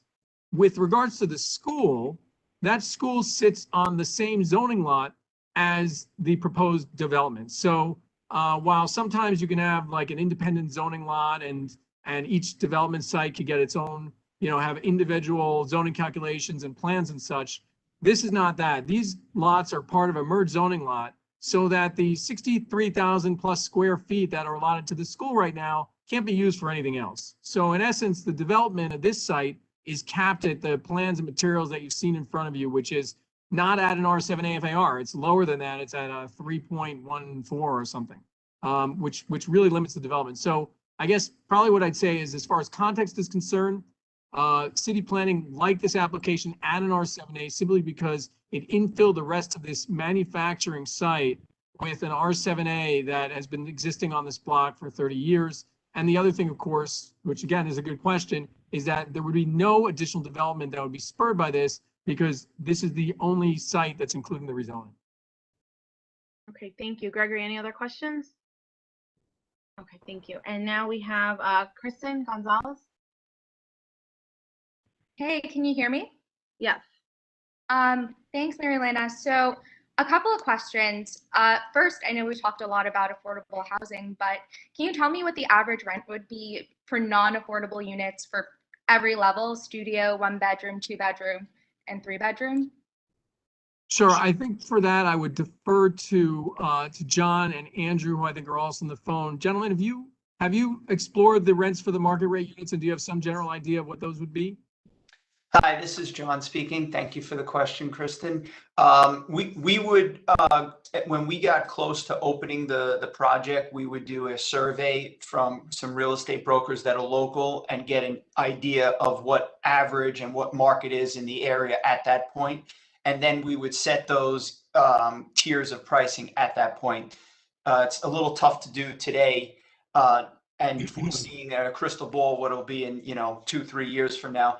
And also, just to comment on the other question from before about the developer having to buy the units because they weren't selling, I will point out that I do have knowledge that they bought them out in the pits of COVID, and that prior to going into COVID, their sales were very strong. Kristen, do you have any other questions? Yeah, I have a few things. So first, I guess this is actually more comments and questions at this point. So much about this proposal I feel like is wrong and not in the interest of our community. First, I would like to, again, echo what Gregory already brought up and what we're all well aware of, which is the AMI is not representative of the actual community. And the way that this building is proposed is also not representative of our community. I think when you were going through it, you were talking about 30 studios and 79 one bedrooms. This is a community based on families. So it seems like the majority of the building will be favoring people not really favoring or not conducive for families. And also, if you're setting those market rates according to real estate or other real estate projects in the area, that's also not necessarily representative of our community and community interests, because the real estate, what we've often seen from landlords is they want to have the highest possible price to maximize their profit. Whereas our families, and we're talking about a community that was just hit by COVID and was the epicenter of the pandemic and doesn't need not affordable housing or this type of development. Luxury, based on the mock-ups, I am getting the sense that this is a luxury development. It's not what we need, and also not, again, not something that we have seen a lot of compassion for from many landlords. Not to generalize, I've seen landlords, some of them be very forgiving, but again, based on what you just said, not aligned with our community interests. I think the next thing I wanted to highlight is a few parts of the proposal that I just felt like were very misleading. First, that it's beneficial for Newtown across the street. If Newtown needed extra land, they can take that up with the city. I don't think we need to settle for affordable, this quote unquote development with affordable housing in order to do that. I also haven't seen, significant evidence that shows that a manufacturer coming into the space would increase the cost of rent, whereas I've seen a lot of evidence that shows that this type of development often leads to an increase in rents in the immediate area. I think you also mentioned a courtyard. That is a point of question. Is the courtyard public or private? Because I don't think this community needs any more private land. And then finally, going to the very last point about affordable housing. Again, this is the minimum number of units. I think you said there's a total of, and I tried to add it up, but correct me if I'm wrong, I think about 163 units, and we're talking about 20 from people in our community. So I would urge the rest of the board not to take this bare minimum proposal, and definitely would welcome you all to come back with something that is actually more aligned with community interests. Thank you, Marilena. Thank you. Thank you. Chair, may I respond to some of Kristen's comments? Well, for the interest of time, is it going to be like a minute? Because we have It's going to be a minute. I just need a minute. Yeah. Okay. So Kristen, thank you for the comments. I just want to comment on the mix of units really, which is that there are 30 studios out of 163 units. So 30 would be studios, but 133 would be 1s, 2s, and 3 bedrooms, which gets into really nice sizes for families. I'd also add, just again, while there were a host of comments that were made, the unit sizes in essence are, there's minimum unit sizes which are required as part of mandatory inclusionary. So the operator of the building is required to be providing a minimum number of 1s and 2s. So it really is kind of a check in the zoning. But this right now, this breakdown is compliant with MIH. But again, we were kind of happy to get at least half as many 3 bedrooms as we have studios. So, we tried to get the unit sizes up there. But again, thank you for your comments. And, as far as supply and demand is concerned, when we do these projects, generally speaking, the more residential units you put on the market, by the nature of supply and demand, the lower prices become. So again, thank you. Okay, next up, Leanne. Supply and demand, but thank you for that point. We haven't seen that happen in our community or be true of rental prices, but thank you for that point. Sure. Leanne. Hi, everyone. I'd like to support and Kristen just said, asked, and we have a very specific question. Guys, hopefully you can hear me. I'm having some bandwidth issues today. Yeah. This is moving from a different kind of land use, and I'm wondering what environmental studies were done either by the city or the developer, and if you could let us know who did them and if they were required, to see if this is even appropriate for people to live on after being a manufacturing site. The schools in the area are a whole nother concern, but you all are concerned with this new proposed residential space, and I'd like to know, are you going to put people in a safe space or not? Otherwise, even with your answers, I encourage people to vote no. Thank you. So thank you, Leanne. We're happy to talk about that. I would say that there's 2 things. The first is that the Environmental Assessment and Review Division of City Planning, as well as the Department of Environmental Protection, makes sure to review every one of these applications, and a negative declaration must be issued prior to any rezoning. The negative declaration basically states that there won't be any ill effects on the local area or the members and residents of the building. So with that, I'd also just add that Amber Kartalian is on the phone. Amber is a environmental professional from Equity Environmental who performed the environmental assessment statement on this building. I think they looked at probably over 26 impact categories. I don't know if Amber just wants to briefly address the nature of the environmental review. Amber? Let me ask, Leanne, was that sufficient enough for your question? I know we have a lot, but I think it would be to hear what the actual environmental impact studies say. Sure, Leanne, I think we'll probably just for the sake of time, what I'll do is run through just the analyses that we performed and the findings of those studies. So in terms of the environmental analyses that were triggered for review here, we did a shadows analysis. So we evaluated the building and potential impacts on Moore Homestead Playground. That was reviewed by the Department of Parks and was determined there was be no impact associated with the development on that park. We did hazardous materials analysis. So the entire site underwent testing and was and the appropriate remediation is going to be performed under the oversight of the Mayor's Office of Environmental Remediation. So here you have there was contaminants that were detected that, you know, and as of right would not be remediated. All of these will be addressed under OER oversight. We did a very detailed traffic analysis where we've evaluated the cumulative impact of the school and the residential building in terms of vehicle trips and pedestrian trips. Air quality analysis, including screenings for heating and air conditioning systems and emissions associated with those to determine any restrictions related to the stack heights and locations. And the designation was placed to make sure that the stack associated with the residential is placed at an appropriate height based on that. We did a very detailed noise analysis where we've evaluated all sorts of noise, ambient noise, playground noise associated with the school. So essentially for the noise study, we've monitored the existing noise. Sorry, Amber, she wasn't talking about the noise, so we're gonna skip that. Okay. Okay. All right, does any other board members have any other questions? Okay, Lucy? I'm looking at it again, 47th Avenue. I see the dots are moving over to a more residential area. There are 3. Are they taking residential property to expand on the zoning? The dots are taking, maybe I'm gonna, the dots are taking that purple area and those 2 gray areas.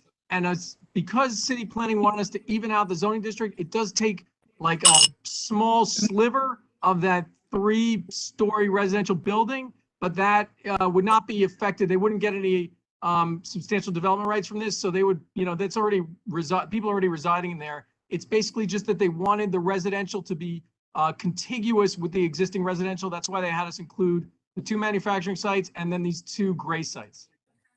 So it's not going to hurt the families that are there now? No, absolutely not. Okay. Thank you.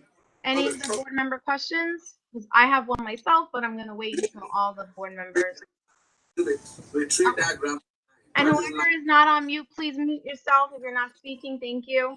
Okay, so my question is, I did a little bit of research with this property. This property is a little secluded. It's up against the Long Island Railroad. It's a little bit, you know, secluded. I'm thinking maybe that is why initially it was an M1-1 zone. Back in 2006, which is, you know, 15 years ago, the property right in front of it that you know was already you know, a R7A zoning was an R6B with a partial C2-3 overlay, and then they requested to change it and upzone it to R7A with a C2-3. It eventually passed. This is 2006. A lot has changed since 2006, obviously, in our community. And given the fact that now you want to go to R7A, 15 years later, like I said, a lot has changed. Now, right adjacent to it, where those smaller homes are I think an R6B zoning. Why wouldn't you consider doing something that would be more efficient with lined up with the block, and the school would still be able to operate under R6B? Right. So, Chair, I'm just trying to. So, can you see the more detailed zoning map in front of you right now? Yes. Okay, good. So, there's a few primary zoning districts that you can see in front of you. There's the R7A immediately to the north. There's the R6B to the west, and then there's the R7A to this, there's the R6 to the south. The R6 carries a floor area ratio, an FAR of 4.8, so it's considered to allow for medium to high density buildings. The R7A to the north of us has an FAR of 4.6, again, equally high density buildings. The reason that city planning asked us to do an R7A here is for several reasons. The first is that with the existing school on the site, I'm sorry, I just want to clarify, when you mean city planning, who in city planning? Is this like this is the Queen's office. We did this through the Queen's office, so. Okay, so one of the things with the existing school on the site, because we said this was one zoning lot, in an R6B district, even with affordability, it's the lowest zoning districts that is included in mandatory inclusionary housing. So the total FAR that you would get would be a 2.2. So with the existing R7A, with this R7A, you would be able to put up the building that's proposed here. Without it, you would be left with a building which would be roughly 33,000 square feet, which on a site itself that's 44,000 square feet, you wouldn't even have a one-story building. So city planning, one of the goals of this program, rezonings and affordability, mandatory inclusionary, is to get affordable units in communities that need them, as well as to allow for residential generally. So city planning looked at the choice of districts and said, you know what, we understand that there's R6B in the area, but we also are comfortable, given the R7A on this block, to go forward with an R7A rezoning, which at least is going to create some affordability here and some greater residential units. Well, city planning did not see that it wasn't affordable for our community, as well as they have the wrong numbers. It's Elmhurst and Maspeth, so Elmhurst and Corona. So I think that's a big issue here. I'm going to, unless any other board members have any other questions, I'm going to take this now to public comments or questions. Any members of the public? I had a quick comment, or Elena, if that's okay. Oh, Red. Okay. Hey, Red. Yeah, my comment is, Mr. Lobel, I'll just start off with a really quick story. When I was growing up in Elmhurst and Jackson Heights, there was this store that opened up, a really nice clothing store. And when I went in there, I felt like 9 out of the 10 items were items I couldn't afford. And then I just asked myself, why is this store even here? I couldn't access that store because the prices were out of my family's reach. And so it felt like a slap in the face, because clearly it didn't see me as a customer and it didn't see me as a neighbor. And I wonder if you have ever felt stores opening up around you that you just couldn't access. And so when we look at, or when I look at 60% AMI, it's out of reach. It's out of reach for the families directly in 11373 and then also in 11368. It's like that store that put up their goods around families that really couldn't afford it. And so 40% AMI is within reach, and that just leaves 10% in one of the options. And so it feels like that store again. And I think that's the emotion that comes up when we hear of this. And just my last question is, at the ULURP meeting, you had mentioned that the deep affordability isn't feasible. Is that, when you say it's not feasible, is it feasible as in the developer loses money, or it just takes a longer time to reap the kind of profits the developer would like? That's an honest question. When you say feasible, it loses money, or it just doesn't make as much? Sure. So first of all, thank you for sharing that story. Red, for the time that we've done this since 2016 with mandatory inclusionary, it used to not be like this where there'd be any required affordability. So while there's discussion around the levels of affordability and such, one thing that you really can't dispute is that these buildings are going to have affordable units in perpetuity. And one of the things that I personally like about this program is that it's not just that it creates 25% affordability or 30% affordability with 10% at 40% AMI. It's that the unit mixes are required to be the same unit mixes as the rest of the building. So it's not like they can just shove poor people in studio apartments. It's basically that they need to provide the same number of 1s, 2s, and 3s in that same ratio that exists in the building exists for people at 40% AMI who are going to be benefiting from larger units that they would otherwise never be able to access. So again, I appreciate the story. With regards to why we map these options, I get it. Like, if the community board wants deeper affordability and wants to take that conversation to another level and discuss that and basically speak to the council member, that is by far their right and their privilege to do so. We mapped option 1 and option 2 here because when I spoke to Scott and John, who are the applicants who are with us tonight, this was something that they looked at when they looked at the affordability of the building and what would make sense for the financial feasibility of this building. Okay, You know, I'm if sorry, it's not Richard. that- We Yeah, no, do sure, have to Ellen. move on and take public comments. Of course. Everyone's been waiting. Yes, Okay. before we go to public comments, this is Pat. Hi, Can I Pat. just say one thing? I plead ignorance in so much, but I want to say heads up to Alton and to his committee for being able to provide us with information that was not provided by this long presentation. And I think when you present a presentation and figures and something is pointed out that is not correct, then you lose credibility. And once you lose credibility, then I'm stepping away. So I would prefer if you came back with the correct figures. Thank you, Pat. Thank you. So now I'm going to go once again, public comments. Anybody here from the public that is on video first? And if I don't know if they can use the raise hand function. If not, Christina, is there any way to unmute everyone? Mute everyone? Well, Yeah, anybody from the public that's not a board member. The board member, I just raised the question 2 times. When he told me, he read me the letter, and I said, what? That's Everyone, Hello? we are all right. doing public Most forum. Oh. If everyone Okay, Public no. investigating, So let me finish. investigating. public members, That's a no-go. please write your name in the chat or your number in the chat, and Christina will be able to unmute you.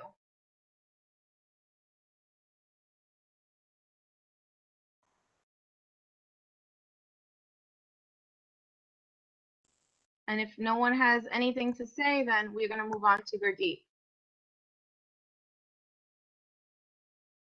Okay, Gurdeep, we'll take your question now. We'll wait for any public members to write in the chat or let Christina know. Gurdeep?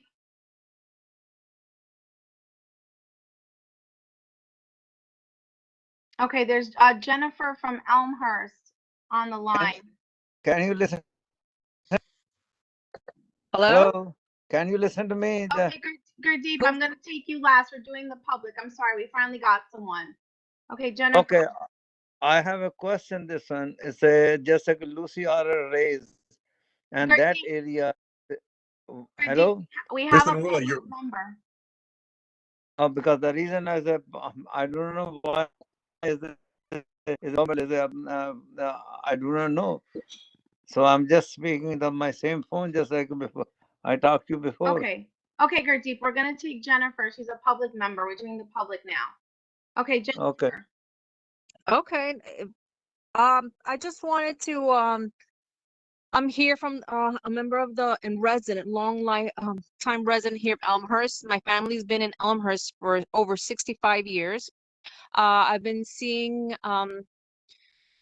these renditions. They're very beautiful and very imaginative, but they're not realistic to what we're living here. I actually sent some images to Christian of just today what I finished taking pictures. I've been taking pictures and videos of seeing the area, and I just can't imagine how anyone can allow this rezoning to occur. First of all, the drainage and the sewage in that area is horrible. I don't know what would make anyone think that to buy any properties there or to build a school there without first addressing those issues is right. Second, the amount of traffic in that area, that is like the vein, the main artery on Broadway, where everyone goes to take the subways, to take the trains, the buses. It's where everyone goes back and forth to go to all the schools, the 3Ks, pre-Ks, kindergartens, primary schools, middle schools, and high schools. So there's a lot of congestion and traffic. Also here in Elmhurst, not only do we have so many schools, but we also have elderly people, people with disabilities, and children with special needs. All this congestion, all this traffic, is it being addressed?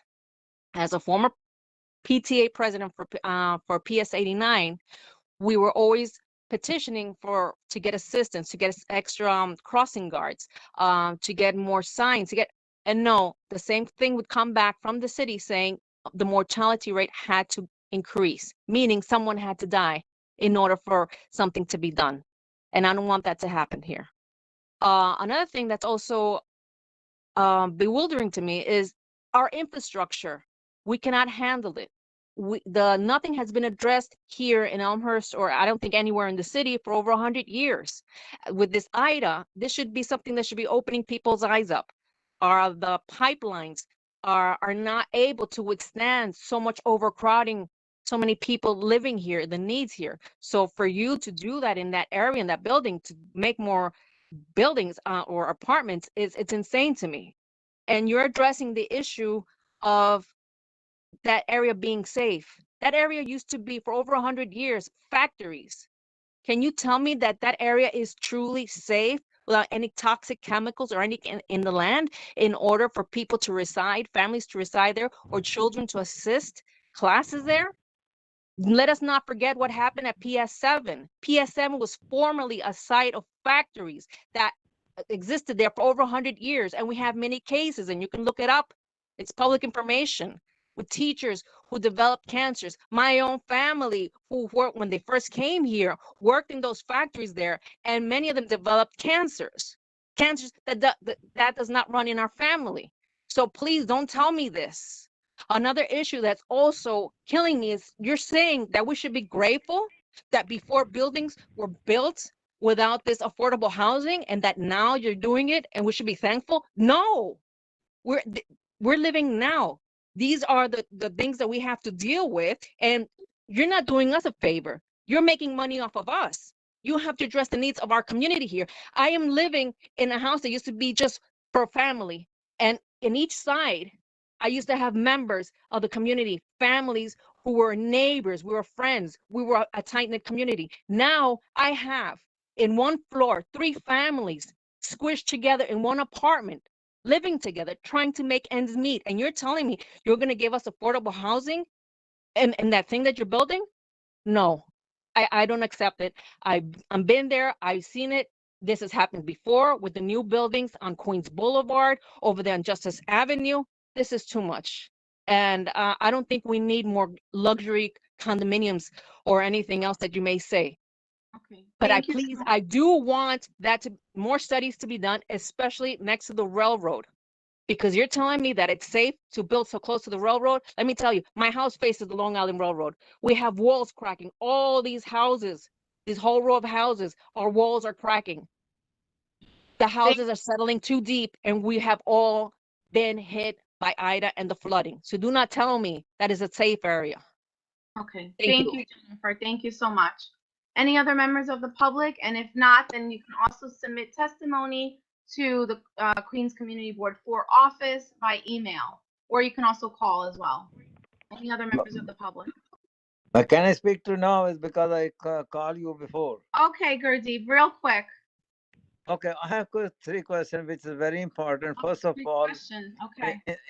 in this area, is that we have been no water pressure is enough which we can contain is a high-rise buildings. Right. And second question, which is main important, that Jennifer, she already addressed, but we have been no source system which contain lot of pressure of the buildings. Third question, we have been no it's a catch basins, they are enough. And we have a lot of this time, we have Ida, we have a lot of flood system in this area, and a lot of Okay, Gurdeep, you're cutting out, but these are definitely something. These questions or comments, we already heard them, and there's is there. nothing that can be done or they're offering. That's infrastructure is not Maria, being upgraded, unfortunately. We have to move on. Maria Elena, Yes. can I just say one thing real quick, just so Yes. the entire board and the public will hear this, that at our ULERP meeting, all the concerns that were just raised by the board and the public were raised at the ULERP meeting. So just want everyone to know that we raised the affordable housing, we raised the infrastructure, IDA, the effect of IDA, and how all of these questions were raised. So I just want to know that they know, the public and the board know that your committee was on top of it as well. Thank you. Thank you.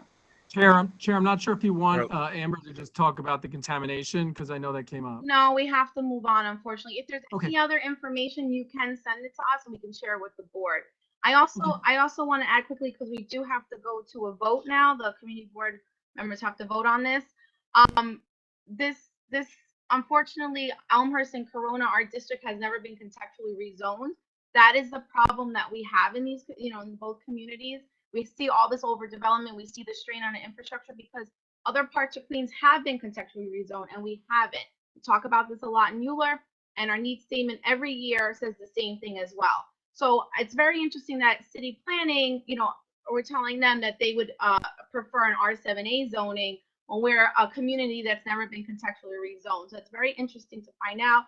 Maybe we should further these conversations with city planning as well. So now, please. Well, Chair, just one thing, which is the R7A district, just to be clear, is a contextual zoning district. The R6 to the south is considered non-contextual because it doesn't have height limits.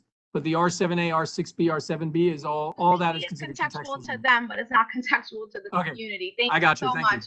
Okay, so please, board members, we have to vote on this. Any motions? Any suggestions? Make a motion to deny. Okay, Second. Who seconded that? I'm sorry. Lara Gregory. Okay, is there any recommendations? Yes. Marilena, I believe that we need to, with this motion, make it clear, especially to city planning and to administration, that MIH does not work. We voted against MIH in 2016. It's 5 years later. We have zero amount of housing from MIH for Community Board 4. We have a homeless situation that is increasing every year. We have a shelter in which we're spending thousands upon, that if we created real housing, we will have real solutions. So it's time that we also say, and in this resolution to let city planning know, and those who are our elected leaders know, that we deny this application because it does not fit our needs, it does not serve the needs. But more than that, we need real housing. We need a program that's going to work for us.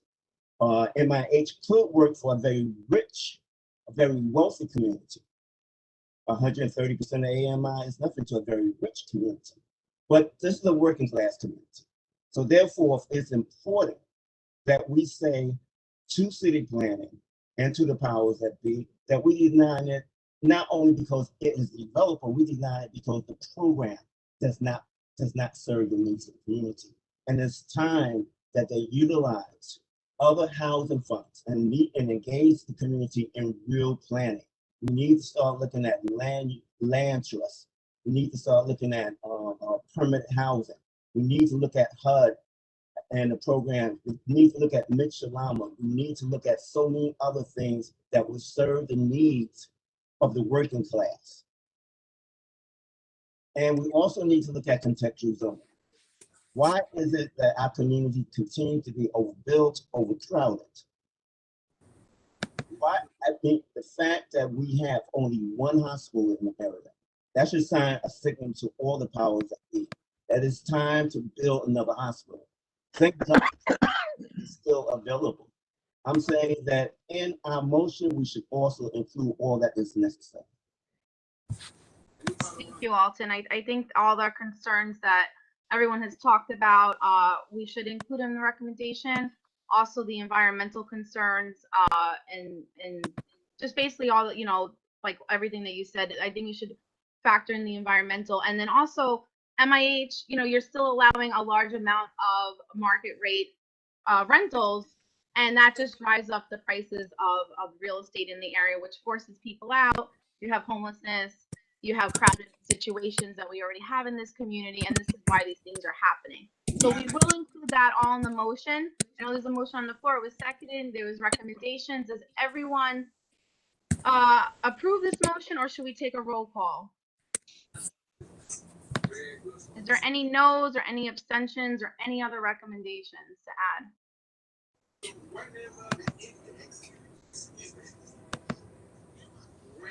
Okay, I don't see anything, so I believe the motion passes if no one says anything. Okay, thank you, everyone. Motion passes. Okay, so now we have to move on to the second presentation, also from the ULURP committee. This is going to be on open restaurants, sidewalk cafes. And I believe Kathy Coe from City Planner, Department of City Planning is here to present. Hi all, this is John O'Neill from New York City DOT. Are you able to hear me? Yes, we are. Yes. Thank you. I'll be joining Kathy for the presentation as DOT will be joining DCP in this text amendment review.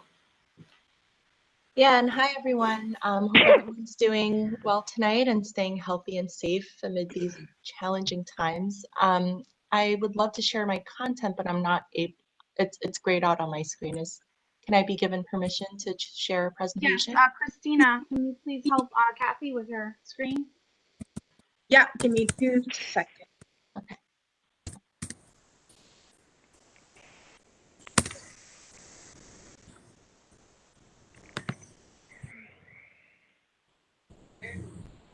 All right, Kathy, you should have presenter privileges.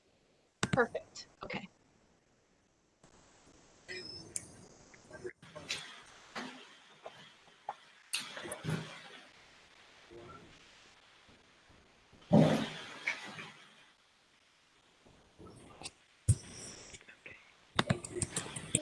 And if everyone can just, or someone can just confirm that the full screen mode is visible.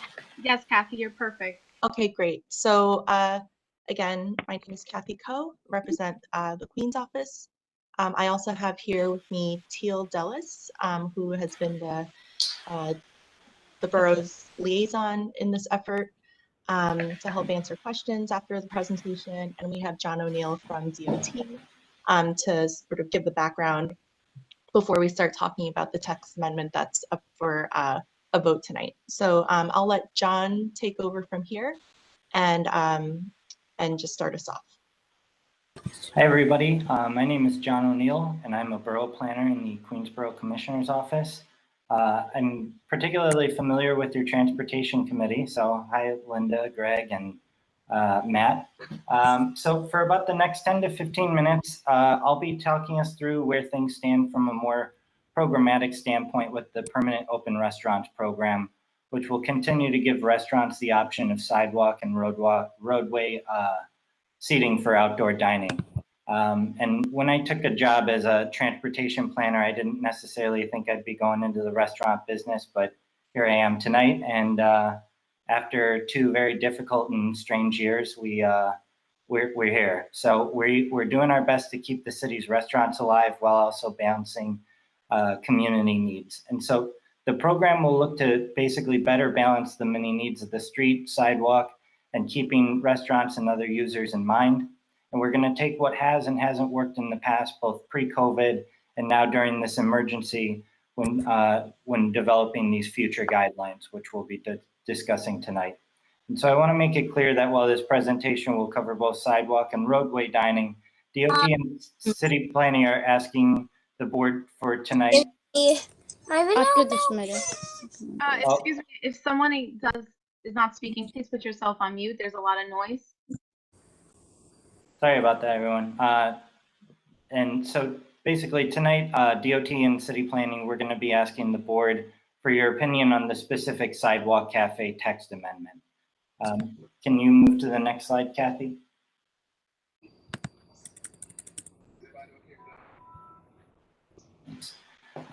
So as you know, the city had street and sidewalk cafes before COVID, but far fewer of them. And the majority of programs were administered by the Department of Consumer and Worker Protection. And DOT did one small pilot of public roadway seating, which we called street seats, but there were only 25 setups. Do you mind going one forward, Kathy? There's a breakdown of the numbers in the next slide.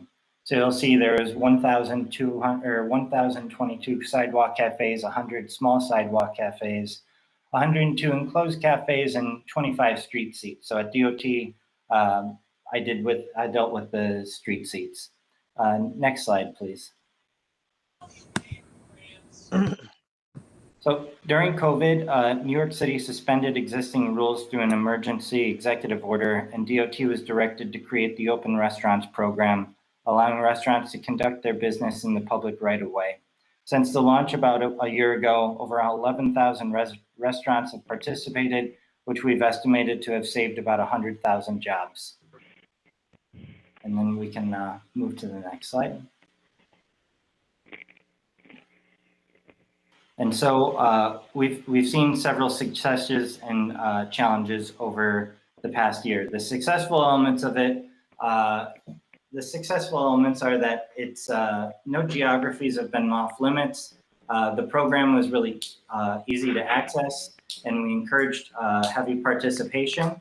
My role as a borough planner was also being a liaison for those restaurant owners, so they would contact us and I would help them walk through the process, but otherwise it was a pretty basic fill out form. If you had a food establishment number and you estimated your frontage, you could apply for the program so long as you were not in a designated no standing area, bus stop, in front of a hydrant or on top of a utility cover. There were also many challenges which comes out with a policy change such as this. And so the clarity, consistency, and communications of the rules have changed as we've needed to modernize the program and bring it up to a more professional standard. We've had issues with FDNY turning radius and safety signage being blocked by restaurants and overhead setups. General compliance and enforcement, with 11,000 restaurants building individual structures, we've had to rapidly scale up the number of DOT inspectors devoted to monitoring and issuing notices to restaurants to bring them into compliance, and then balancing the long-term interests of all sidewalk and street users. And can you move to the next slide, Kathy?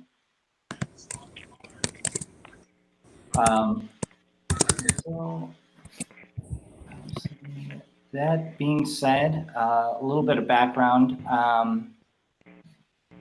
We had a very successful summer, and the mayor announced in September 2020 that open restaurants would be permanent year-round. But this requires changing a number of different laws that control outdoor dining in non-emergency situations. And you can move to the next slide. So onto the permanent vision of the permanent program. I'm going to talk a little bit about this and then return to the topic of the legal changes needed in order to effectuate it. To start, we anticipate that, as in the emergency, DOT will administer a permanent option for both sidewalk seating and roadway seating with similar rules to current sidewalk cafes, but available citywide. And we want to be sensitive to the traveling public minding sidewalk clear paths and other rules around sound and hours of operation. Next slide. So when final, specific design guidelines will be very clear and will revolve around these principles that balance the use of sidewalk space by a restaurant, but maximize the experience of openness and activation to the general public. For most of the city, we're proposing requiring 8-foot clear paths or half of the sidewalk width, whichever is greater, In some areas with higher foot traffic, the city is proposing 12-foot or half the sidewalk width. And for those other special cases where it may still make sense despite a narrow sidewalk, we're looking at a waiver to go down to 6 foot, which would be co-reviewed by the mayor's office for people with disabilities. And, next slide. So switching gears, this is just kind of like a brief graphic. I know it's pretty fine print, so I don't expect people to read through everything that you see here. This is all going to be available on the DOT website, and I can send a link over in the chat just about the Open Restaurants program. And it's a good guide, particularly if you're a restaurant owner, but if you're a community member and you're concerned about an outdoor dining setup, I always encourage people to report that to the DOT Contact Us page, or you can send it to Christian. Whenever Christian's had issues, he's been very responsive at sending those over to DOT, and we send inspectors out. But additional rules about what is and is not allowed is very clearly laid out on the DOT website. And so I will add that link later on tonight. Next slide. And then this is just kind of a quick visual of the things that I was talking about earlier. I know it's kind of hard to visualize numbers, but we think that this graph is pretty effective at explaining what the sidewalk should look like. And so we're going to continue to emphasize that this is a public space and that mobility is DOT's primary concern. Next slide. And then just again, kind of a map of clear path requirements. I don't believe any of these are, there may be a couple in Community Board 4, I think on the, but really on the north border along Roosevelt Avenue. We can switch slides. So switching gears, we think the introduction of the roadway option is a tremendous new opportunity for restaurants, especially those who may have narrow sidewalks. And the city is working on how this will be set up permanently. We'll have setups in parking lanes, accept prohibited zones, maintain public safety, have clear guidance and enforcement on sound, and comply with ADA requirements. In the future, any roadway setups will have to look a lot more like what's in this slide. And so not the fully enclosed structures that we've seen a lot of. And so while I think everybody here appreciates the creativity, and we've been happy to see a lot of businesses stay in business as a result of this additional seating, we are entering into a period where we need to begin to better regulate this so that we have some continuity and that really only the best and most committed actors participate in the program, and we can better manage curb use. And then next slide. And so seasonality, this is a big issue, I think, for a lot of members of the community that I've spoken with. The city is proposing that the new program will not operate during colder months, but with some opportunity for a hardship waiver that it would allow restaurants to keep their setups in place. For now, all restaurants will be able to keep operating uninterrupted through this upcoming winter season. That said, in following winters, we have witnessed that while there are aberration days where people want to eat outdoors in January in New York, those are few and far between. And we do think that there's a better use of curb space during those winter months. And so that is something that will be coming up after the end of this emergency COVID period. Next slide, please. So in looking at both moving the legal authority to run the program to DOT and in creating new processes for the roadway setups, the city is looking to streamline the review process as much as possible while leaving in place the essential roles of the agency and public review. Next slide.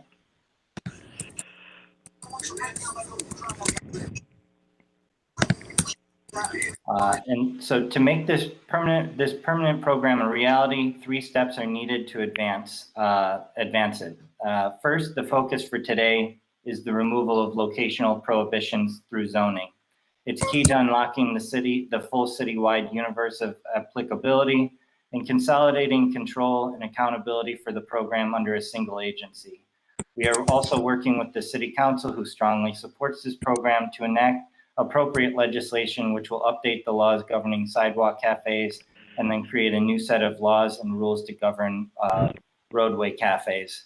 So while NYPD is going to continue to remain an enforcement agency, regarding like very specific public safety issues, we want to start to roll everything into DOT because I know Christian's had moments where, a restaurant was loud and I have to send him over to DEP or to PD, or there's, Con Ed has to get into a manhole cover or something like that. It turns into a thing of, well, which agency is responsible for it?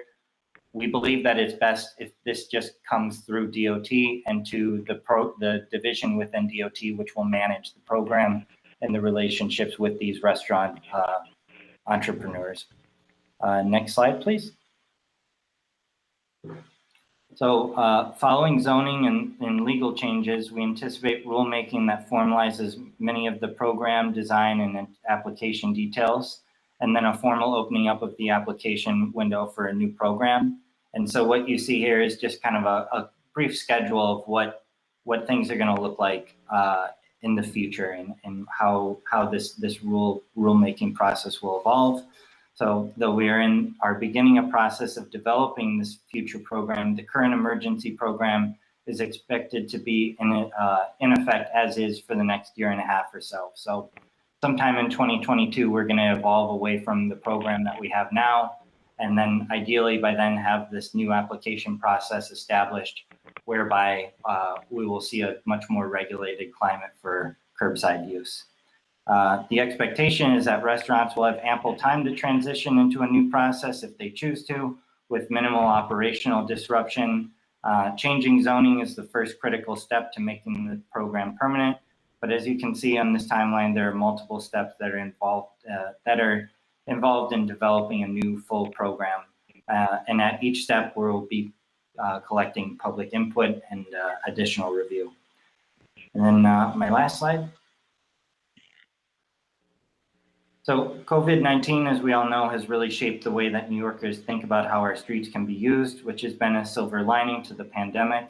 I know a lot of people have enjoyed the open streets and open restaurants programs, but it's also come with a great deal of challenges. And so as this evolves, we welcome feedback and we encourage everyone to visit our website to submit that to us as we develop all of these elements. Once again, the roadway portion of this presentation is preliminary. You'll probably see, or since my camera isn't working, hear from me again in the future. And tonight is really to gather feedback on the Department of City Planning's proposed text amendment changes specifically related to sidewalk cafes. And so with that in mind, I'm going to turn it over to Department of City Planning, who can speak about this further. Okay, thank you, John.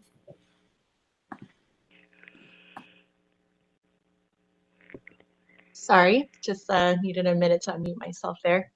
Okay, thanks, John. And I'm going to go through the rest of this presentation on focusing more on the text amendment, which is really, as John said, the first step in making a permanent open restaurants program, and the item that's up for vote tonight. And again, there's three main legal processes. One would be, the zoning text amendment, which is going to be the focus of the rest of the presentation, and which is basically removing locational provisions. Unnecessary zoning restrictions stand in the way of thousands of restaurants from participating in this outdoor dining that would be past the emergency. So this zoning text amendment would unlock the full citywide universe of applicability and consolidate control and accountability for the program under a single agency, that being DOT. And the proposed text amendment would remove the entirety of Chapter 1, Article 4 of the zoning resolution and related text in special districts and other areas that relate to sidewalk cafes to fully remove zoning from dictating the location of cafes. So this would allow any restaurant to apply to DOT for a sidewalk cafe if they can meet the required clear path and siting criteria. And under the zoning rules, which are currently suspended, zoning dictates 3 different types of cafes. And and where in the city that they can be located. Most commonly, unenclosed cafes, which allows for readily removable tables, chairs, and fencing with no allowable overhead coverage other than umbrellas or retractable roofs. There's also a small sidewalk cafe, which is an unenclosed sidewalk cafe containing no more than a single row of tables and chairs that are adjacent to the street line and can extend no further than 4.5 feet from the building. And the third is an enclosed cafe, which is defined as extensions of the building into the sidewalk using light building materials and 50% transparency on its walls. So zoning held the geographic restrictions of where these types of cafes were allowed. The public could view where type cafes were allowed on DCP's zoning and land use map for the ZOLA application. The yellow allows only small only small cafe types. The purple here on this map are areas where only unenclosed and small cafes are allowed, and green is where all cafe types are allowed. So importantly, you can see a lot of areas where cafes weren't allowed at all, even if the sidewalks were wide and the conditions otherwise would have allowed it. Red is areas that are specifically prohibited from having cafes, and blue is all the residential areas of the city. So in order to provide support for the restaurant industry and the need to move out dining outdoors, the city stood up an open restaurants program that allowed for the emergency use of sidewalks and roadways by restaurants. And this was done by suspending zoning and rules through an executive order that allowed restaurants to conduct outdoor dining in the public right of way. All zoning regulations and administrative code rules related to the sidewalk cafe were suspended, and an emergency self-certified program was set up by DOT. Street sweeping rules were scaled back, and restaurants were allowed to set up in curb lanes to provide additional seating.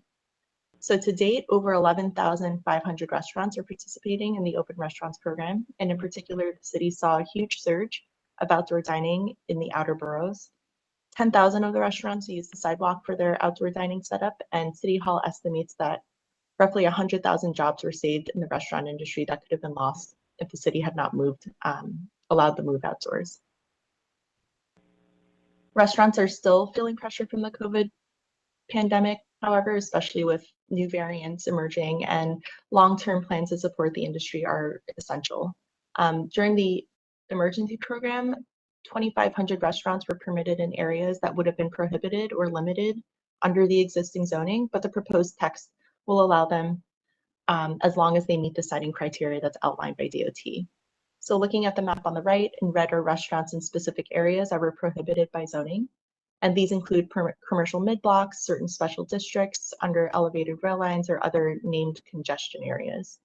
In blue are all the grandfathered restaurants in residential areas, but many of these uses predate zoning and so have remained.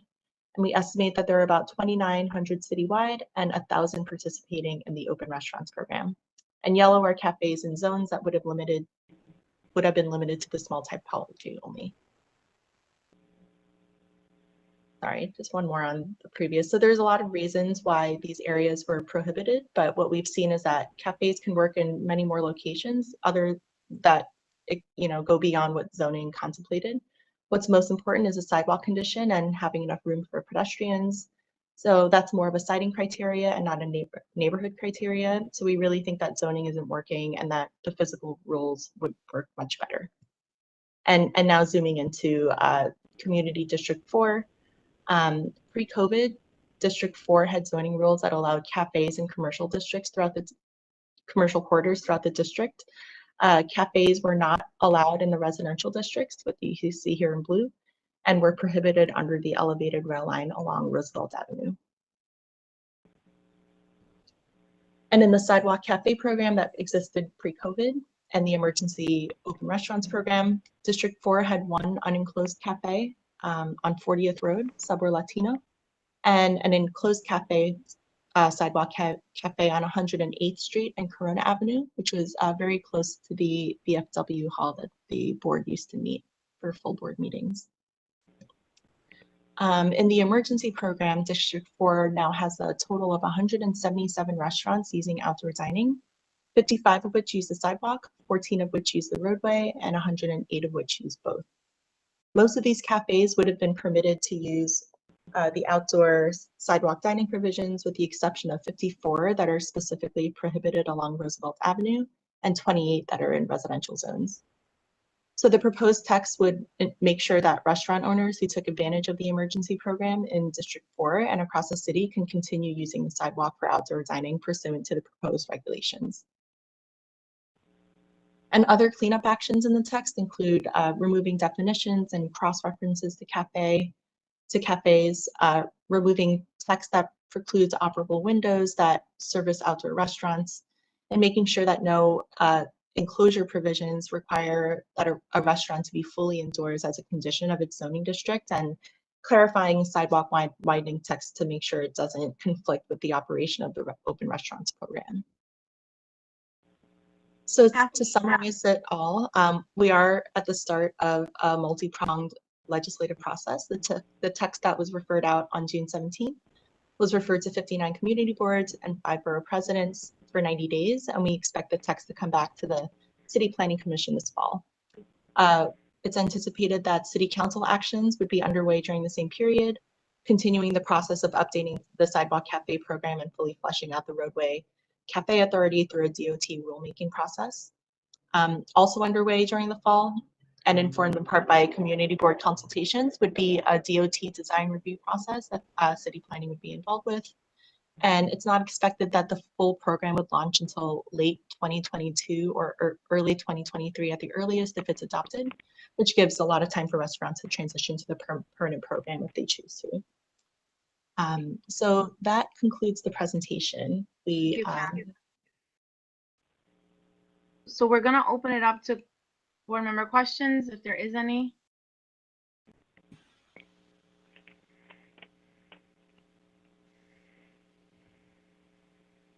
Any questions? Anybody's hand raised? If you cannot raise your hand, you can write your name in the chat as well.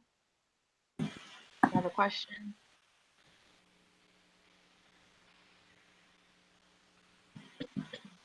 Okay, G. Oliver, do you have a question? Probably several. One is, with all these sidewalk cafes, where are the smokers going to stand? Because you know New York City people are not going to be pleasant and move themselves from in front of your sidewalk cafe to not blow their smoke on you. So that's one question. The other is putting all of these sidewalk cafes outside and in the road. All of these people are now more outside and more in the pollution that we already have. So I don't really see this as being better. So I need someone to explain this to me, how this is better, having so much more outside cafe all year round.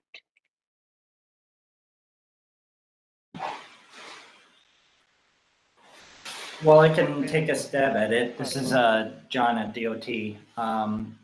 Regarding the sidewalk cafes, now Kathy can speak more specifically about the text amendment, but ultimately it's up to the purveyor of the restaurant. I mean, if people choose not to sit outside and they so choose to sit in the restaurants again, and they don't see an appeal for the sidewalk cafes, then logically we would see those removed as restaurateurs began to move people back inside. If people aren't using a service in a small business environment, people are gonna just retract. Regarding smokers, I can't really envision that there's gonna be additional prohibitions on sidewalk use for people who are smoking outdoors. I know there are smoking controls, obviously indoors in businesses and in public parks, but that sort of regulation won't be occurring on city sidewalks. Kathy, do you have anything you would add to that? Yeah, because our, the text amendment is really the main focus of it is just to remove the locational requirements that were in place prior to the emergency program. There really isn't anything in the text about things like, regulating smoking. It's not really a zoning issue. I will say that the physical siting criteria does, it does delineate specific amount of space between, depending on the type of cafe it is, in terms of, how much feet from the building wall into the sidewalk the tables and chairs would be allowed versus how much is required for the clear path. So in that sense, there is at least some space designated that, ideally would be ample. Ideally, people are just sort of walking by and not standing there smoking directly in front of diners. But unfortunately, I think that's some behavior that's not just able to be enforced via a zoning text amendment. Thank you, Kathy. Also, Sorry. One more, I'm not just saying that. Like, if you live in a mixed use building and someone's gonna come outside and smoke, yes, that will happen. I've seen it happen with people who live above restaurants that have a sidewalk thing. They're not moving from in front of the cafe to smoke. So that is going to become a problem. I'm just putting it out there. Thank you. No, that's well noted. Thank you so much. That's a good point. We have a couple more. We have a couple more questions. Oh, I'm sorry. I'm sorry. So Pat, I got you, but I have people before. Sorry. Lara Gregory, I know you have a question. Yeah, so basically the proposal takes public space away from the community for commercial purposes. There needs to be more consideration of the impact to the community on it, other than the mention of, we do understand that there were jobs saved, but then you basically did not consider quality of life impositions because of the more limited space. But basically, the essential concern is that this takes away public space for commercial purpose. Thank you, Lara. I guess the question is like, do we need additional inputs and study for this, for the community to agree to? That's a good point. Something to think about and maybe to give some recommendations.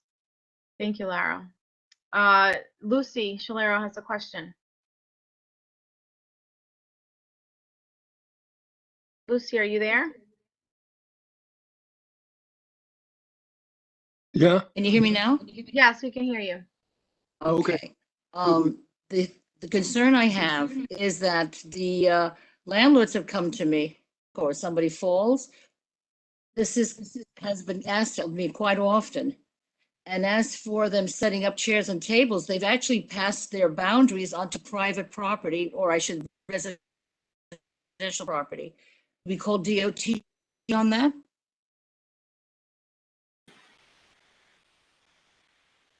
Sure. So can you hear me? Yes. Yeah. Okay. To the first part of your question about the liability issue, I think John might be able to speak to this a little bit more, but it is always recommended to business owners to apply for extended liability insurance, which would help to cover, unfortunate incidences such as those. And then I'm sorry, what was the second part of your question? Well, they've been expanding in front of other apartment buildings. They've expanded. They're not right under a window of another tenant. Do they? They've been calling the police instead, and they said, no, you have to stay within your boundaries of the business. And are they allowed only one type of outdoor cafe? Because they're looking to expand on further onto the street level. Hey, Lucy, this is John from DOT. Let me take the one about the frontage question. So there have been a handful of exceptions that we've allowed. So if, let's say we're talking about neighboring retail buildings that are owned by the same owner. The restaurant, has an agreement with the landlord in the adjoining business and provides that in writing to DOT. We've allowed businesses to extend their frontage on the sidewalk. I've dealt with probably 1,000 restaurants over the past year. I can say that I've only dealt with about 5 of those situations where it was actually permitted. Typically, sometimes a restaurant will see there's an accountant next door and think, oh, well, it doesn't matter if you're not taking the accountant space. That's wrong.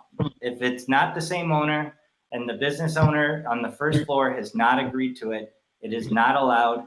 You should send that to Christian. You can enter it into the DOT, contact us, or you can contact me directly and we will get that corrected. We will send an inspector out there and we will issue a cease and desist order. That is not overwhelmingly that is not allowed. And if somehow there is an agreement where that is allowed, I would let the requester know that. Thank I'm sorry, you had a second portion of the question. It was something like a second type of sidewalk cafe? Or were you speaking about just? They're thinking of expanding to 2. Now they have it, let's say, on the street level. Now they want to go onto the road and do another one. Well, expand on it. How do you mean, like add a second floor? I think she means the roadway cafes as opposed to sidewalks. The same floor. I see. Oh, okay. Same Well, area, same. yeah, I mean, it depends on what the regulation is in front of the business at present under the emergency rules. But depending on what, you know, it'd be specific to the situation, but they technically would be allowed the frontage of their business in the roadway, assuming that it wasn't a no standing, there wasn't a utility cover, there wasn't a fire hydrant within 15 feet, it wasn't a bus stop, and that it wasn't within 8 feet of the intersection. But again, They've gotten complaints about after the storm because the 3 or 4 that are up now delayed the water flowing to going into the sewers. They were so low to the ground. We're gonna have to move on, Lucy, because we have a couple more questions. Okay. I'm so sorry. Okay, we have a question from Shrima Pandey. What is a proposal for public plazas? So I guess public plazas also, if they're allowed these outdoor open restaurants and there's a lot of congestion, is there any specific proposal for that? I can speak to that portion. So use of pedestrian plazas, that is not part of the open restaurants program. Generally, that is not allowed, but there are some city plazas that are in use by restaurants as part of the open streets program. The only instance of that I can think of in the areas that I cover in Queens is over at Diversity Plaza, where they have an open street overlay that allowed them to have structures in the plaza. But that didn't particularly work, just speaking frankly from my operational background. And so we've been working with them. We're either going to have those businesses take the structures down or we're going to tear them down. Okay, thank you. May I say something now? Pat has a question. Pat's next. Mr. Chen, I'll Yes, I'm just trying to understand. It seems like the city is schizophrenic here. 1 minute they're saying that they're opening up Broadway, we can go into restaurants as long as you're vaccinated, we're back on board. And now you're saying we still need to be out in the street. Now, are these restaurants are these for vaccinated people or unvaccinated people who are going to be sitting out? And the other question I don't have a major problem with them sitting, putting seats outside of the restaurant. My problem, and I know you've separated it, but my problem is when they take sidewalk space and street space. Okay, so they're taking pedestrian space and they're taking parking space. I mean, at some point, we have to look at this. Are we still city again for vaccinated people? Who is sitting outside in these spots? That's my question. I'm sorry. Okay. Yeah, I don't know if this warrants a response or not. No, Kathy, yeah, you can respond. I just wanted to, to state that I hear the frustration around the, sort of a lot of back and forth that, we are residents of the city as well. There have been a lot of conflicting information revolving COVID, vaccination status, and all of the regulations around that. This really isn't taking any stance on vaccination status and who's allowed to sit where. In terms of who would sit in outdoor dining or outdoor seating or not, but this is really sort of responding to what we've seen, and that being that restaurants have really many of them have survived, especially when the rates were very high, and even in those times when people could have sat inside, but many were still what's legal is not always what's felt, right? And there's still people who or feeling uncomfortable, myself included. I still only eat outside. So, I think it's a really complex situation. I just wanted to say that I appreciate everything you just said. Okay, thank you. I know Alex Owens has a comment. I just want to note that I'm in favor of open restaurants. Friends Tavern across on the CB3 side, they never would have been able to survive if it wasn't for open restaurants. And I think the majority of restaurants wouldn't exist today if it weren't for the program. And I also want to note, in terms of the vaccination question, vaccinations, while it reduces the severity of the disease, it doesn't prevent you from catching COVID. I know several people who've gotten breakthrough cases through Delta, and there are several people who are even in their 30s who won't eat inside because of that fact. They don't want to pass it on to their loved ones who are elderly or have compromised immune systems. So I think at this moment in time, that open restaurants is something that's very valuable, given that there's a significant portion of income that's generated from restaurants to the city, employ several low-income working class community members living right in our community district. Thank you, Alex. Okay, last two questions that I have, and then I'm sorry, we have to vote on this. Sunil and then Mr. Chen. Sunil first.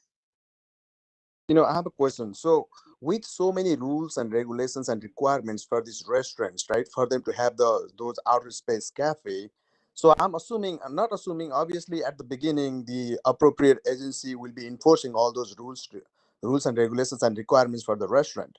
But after that, who is going to continuously follow up with this restaurant that they are actually following the rules and guidelines that the city and the agency has actually initially put it there? Because as a pedestrian, I have seen it multiple times, right? There are so many safety hazards. There are like chairs right in the middle of the pathway in the pavement. There are like so many wires. It's a triple hazard for the pedestrian, right? I definitely see it as a so much safety issue. And so many times, like the patrons, the people at the restaurant, they are completely in the way of people's walking, right? And you can argue with people. So who is just like a parking ticket? There are like a parking enforcers walking and making patrol all day. Is it going to be something like that? Otherwise, I see it as a public safety, issue of public safety. Completely understandable why it's happening, and I feel like it saves so many jobs, it saves so many business owners. But as permanently, New York City is already crowded the way it is, and there is already so much less space for people to walk, right? I think this is going to be an issue in the long term. So I just want to know who is going to follow up, who is going to make sure that the restaurant owners are strictly following the guidelines that they are supposed to be following. This is John from DOT. DOT has been the primary enforcement agency for the siting requirements since the program kicked off. DOT, under this developing proposal, would continue to be the enforcement agency. The agency is hiring more inspectors to conduct more frequent inspections and to do more follow-up. But at present, speaking from my experience working with restaurants and accessing the database where we have, I would say restaurants on average are inspected every 2 to 3 months. If they're out of compliance, there's a link that we send them where they have to submit their information, and then they have to photograph the changes and send those to DOT, and DOT has to approve those. And if they don't approve them, then DOT will come back out, and eventually there are enough accumulations of violations that restaurants are either fined or issued these cease and desist orders where we threaten to remove their roadway setups. And so that's happened on a handful of occasions. Usually people pull into compliance. I think most people do want to be good operators and have typically been responsive when this is flagged to DOT. The other portion of it is, say, if you did see something on Roosevelt Avenue that did feel out of place or somewhere else in your community, you could submit that to DOT. You could even do it anonymously, and that will trigger an inspection of a restaurant.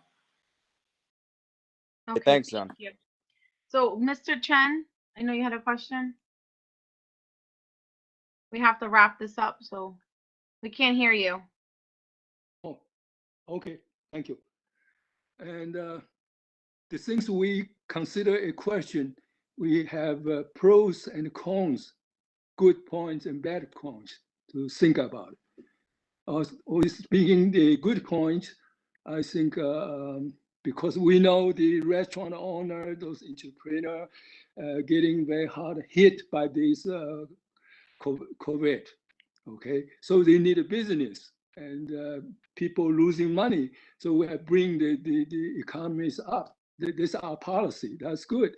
But another thing, the con sides, do we have enough substructure? For instance, the subway, train, or bus, those stop, those things. Because so far, I'm not sure this, as my understanding, the street become narrower because we encroach, we invaded the streets. And do we have to stop whole like car traffic only for those like public emergency cars only? Okay. We use this street as a walking street. Okay, thank you, Mr. Chen. The bad point is the area becoming like more noisy, like Right. too many people disturbing the quietness of neighborhood.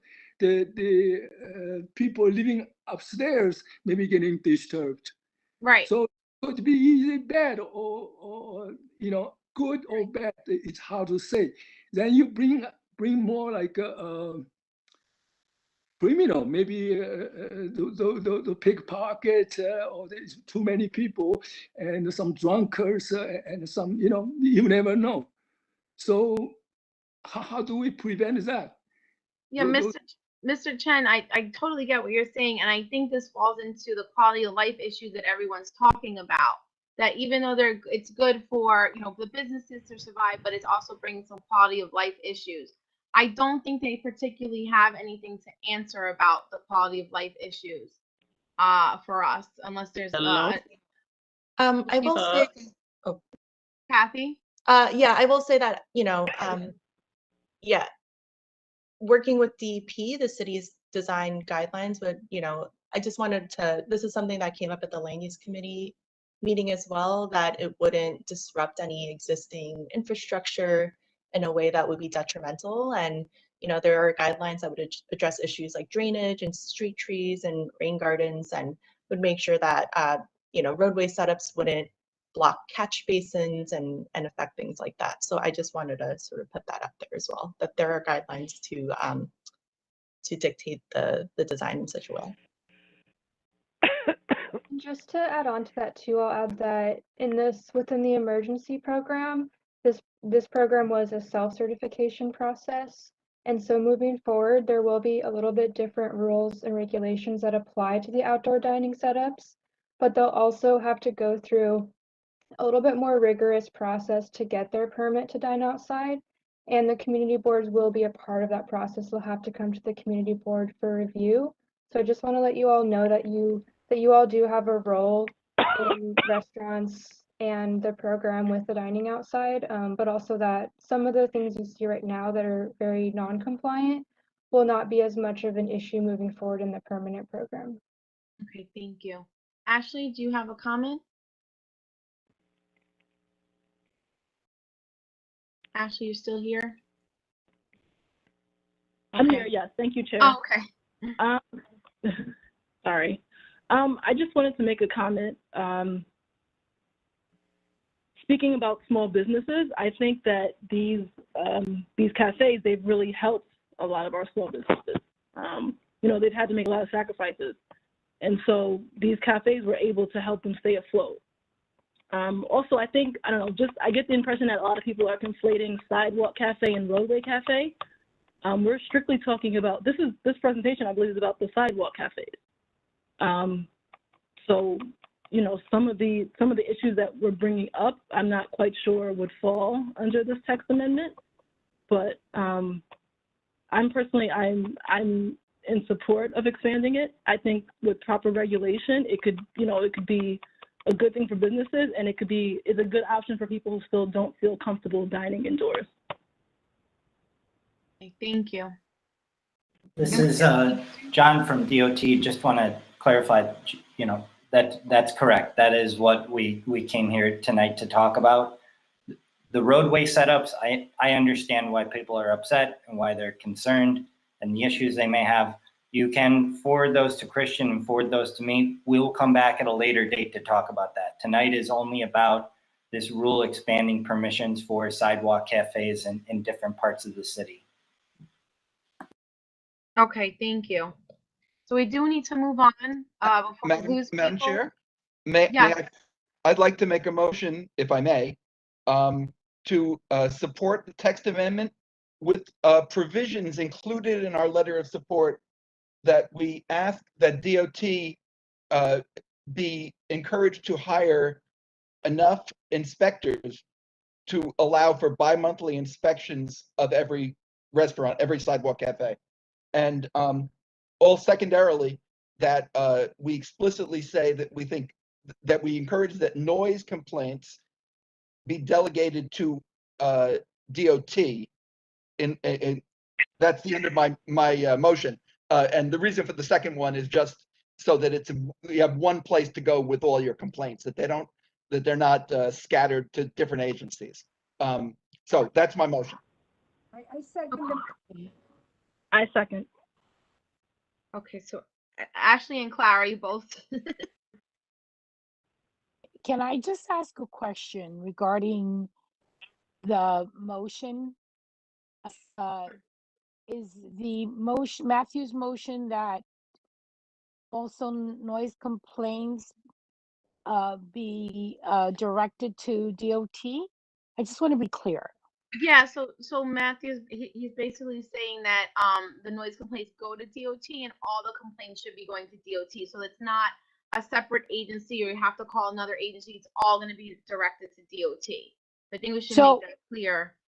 Okay, so my question is, and then so this is my question, just so that I'm clear on my voting. So I mean, noise complaints can be directed to DOT, but they won't necessarily be addressed at the time that the noise is occurring, whereas you call 311 or your precinct and they address the noise complaint.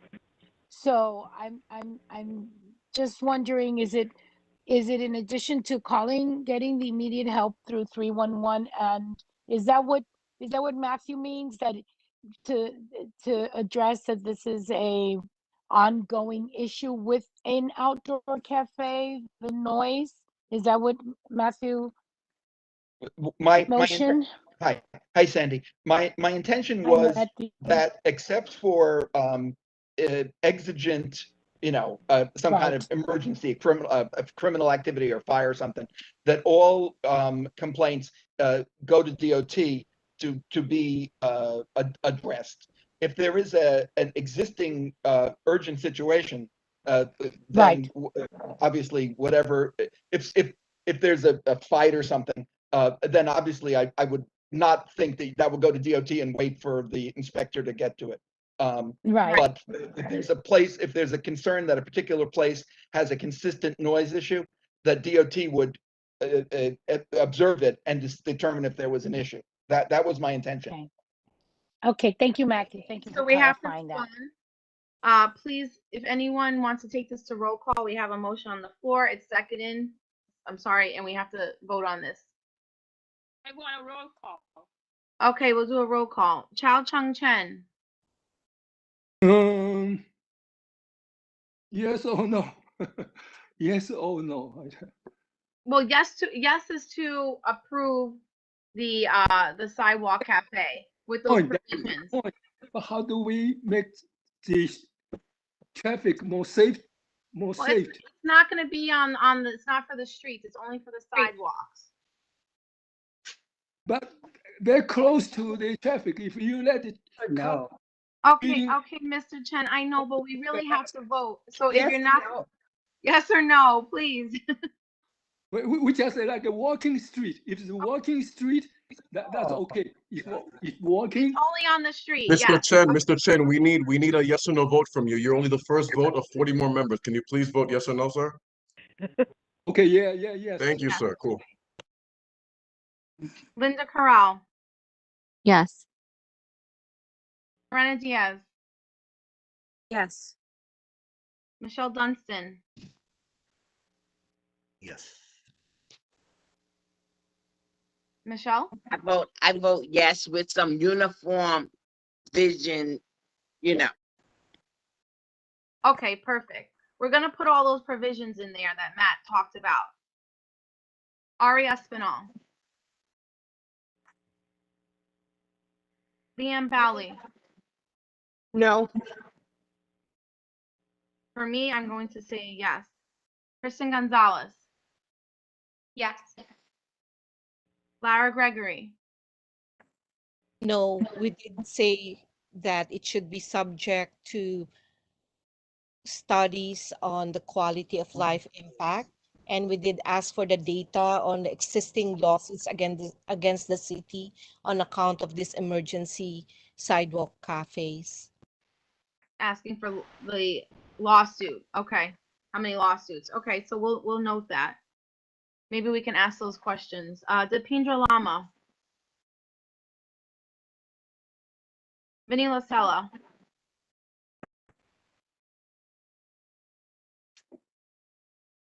Salvatore Lombardo.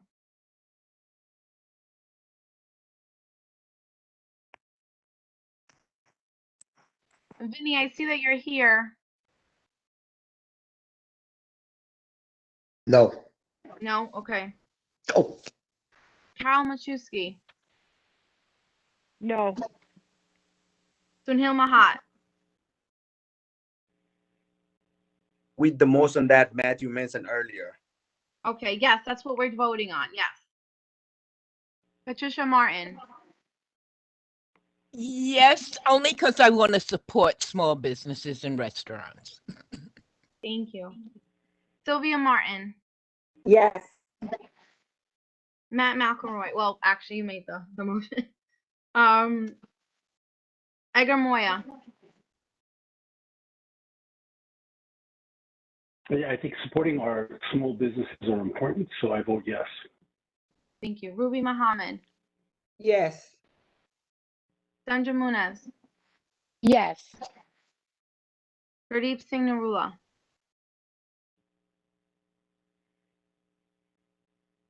Is Gurdeep still here? No. Okay, moving on. G. Oliver. No, we need to do more studies on the impact, environmental and for safety. Thank you. Georgina Oliver. No. Gurdeep, I see that you're still here. Okay, not answering again. Shrima Pandey. Yes. Thank you. Faru Panthi.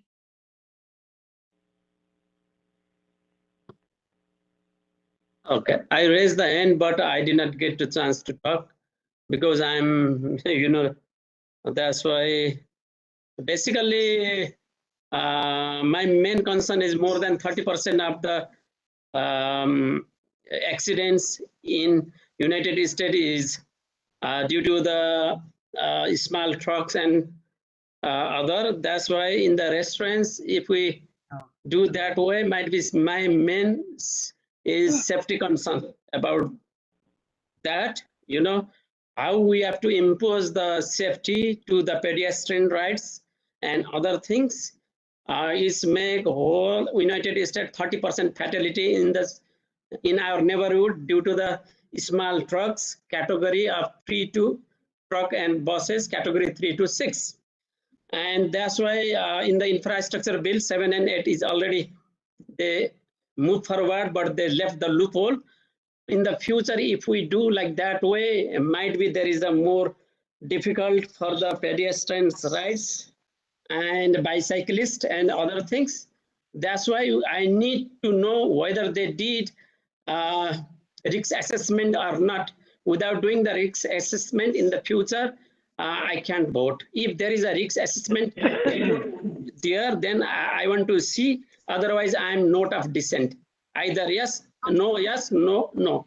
Yes, That's or I'm no. in the no vote. Okay, got it. So I'm gonna put you as a no. Yeah, because I need the report.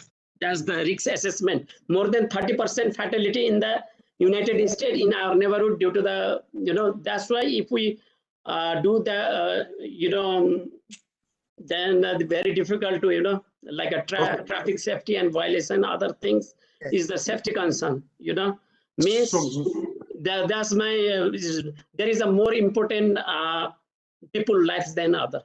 That's the way. I don't vote any. No, either yes. Note of dissent. Okay, so I'm gonna put you as Okay, no Note problem. of dissent. All right, keep it moving. abstain. Alexa Ponce. I don't think she's here. Lindsay Quartini.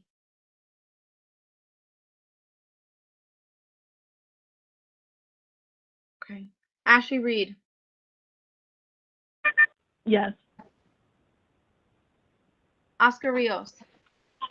Yeah, I vote yes. Thank you. Clara Salas. Yes. Lucy Shalero.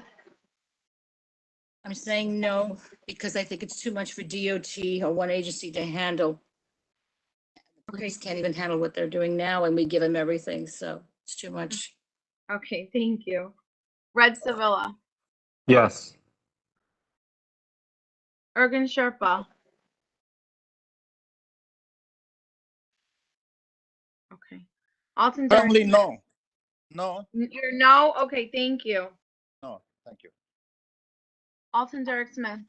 Yes. And I see you, Alexander, you said yes. Sorry, I must have missed you. Okay, Gregory Spock. Yes. Dewan Tariq. Marcello Testa. No. I'm sorry, you weren't clear. Say that again. No. No. Okay, thank you. Deshaun Sering.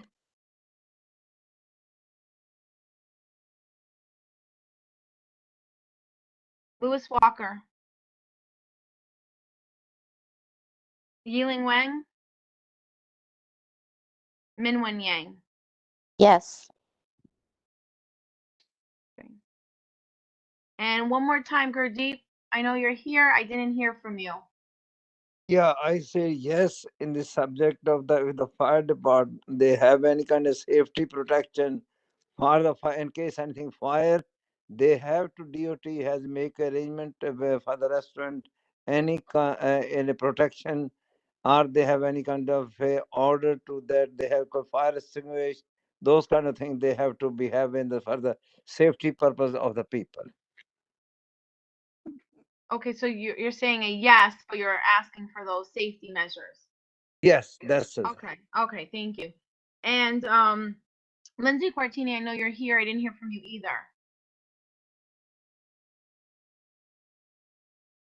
Okay, so maybe she's not here.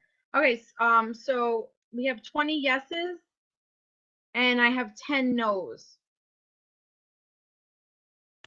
Marilyn, it seems that Alexa's having issues with audio, but she is voting no, an emphatic no. She wrote it about 10 times. Alexa says no. Okay. Yes. Okay, so we have now 11 no's and 20 yeses. And then I know Lindsay's here, but I can't, she's not answering. So I don't know. All right, so I believe the motion passes. The one vote, if she wants to let us know what it was, but it's not going to make a difference. So the motion does pass with those provisions. I know a lot of people still have more questions. I'm thinking, we could take the chat, any questions, and we can, hand them over to Kathy and John from DOT, and maybe we can in the future keep this conversation going, because if this is going to happen, we need to know about these enforcements and questions that everybody has and safety. Marilyn, people they need a job, because otherwise all the people they can survive. If everybody say no, even the restaurant people they're outside, they're talking each other, they are going to speak loud. There's sometimes but they it's how they can people they're not going to whisper. They will Right. talk, and everybody will have a conversation. Some people they smoke, some people they do. You cannot provide. So that this way, at least we have to promote the business of the people, and they have to run their life. Okay, Gurdeep. No, if the motion passes, and we're gonna keep this conversation going because a lot of people have questions, but not tonight. So thank you Okay. so much. We're gonna move on. We still have to vote for Public Safety Committee liquor licenses. Lucy. Okay, I'm ready. We had a quorum. Okay, just want to bring one thing up. We have another month. We're on notice for hurricanes, flooding, you name it. So I'm asking you to check with 311 and get in touch with NYCEM and Ready New York, prepare for any emergencies. You can get it right up online on any language. So I advise that to everybody. Okay, we'll go right straight now to the liquor license. We'll go straight to Gato Verde, A214 Roosevelt. They wanted to renew. Unfortunately, they were away. They have to come back, so I wait to renew everything next month. Recon Criollo, 40-09 Junction Boulevard. That was a positive. That was approved. And Dashi Dulek, damage, and that's 7618. And that was for a corporate change, and they're coming in also to ask for a class change. Again, they'll be back next month. The Dems Call New York Corp, 8808 Roosevelt, was approved. So that is our report. Oh, I do want to bring up two more things. I was asked by one of the members to find about the paper license plates that are behind the back of the car, in front of the car, when you want to look at. The police have a small squad looking into this. They're also looking into the one that scratched the letters off before the numbers on the license plate. The reason for that is they don't want anybody to find out who is registered to that car. So they're looking into that as well. Okay. Any questions from anybody? I can answer or whatever. I'm finished. Okay. I move to accept the committee's recommendation. Okay. Seconded by Georgina. Okay. If everyone accepts this, if there's any no's, please let me know. Any abstentions, please let me know. If not, the motion's going to pass if no one says anything.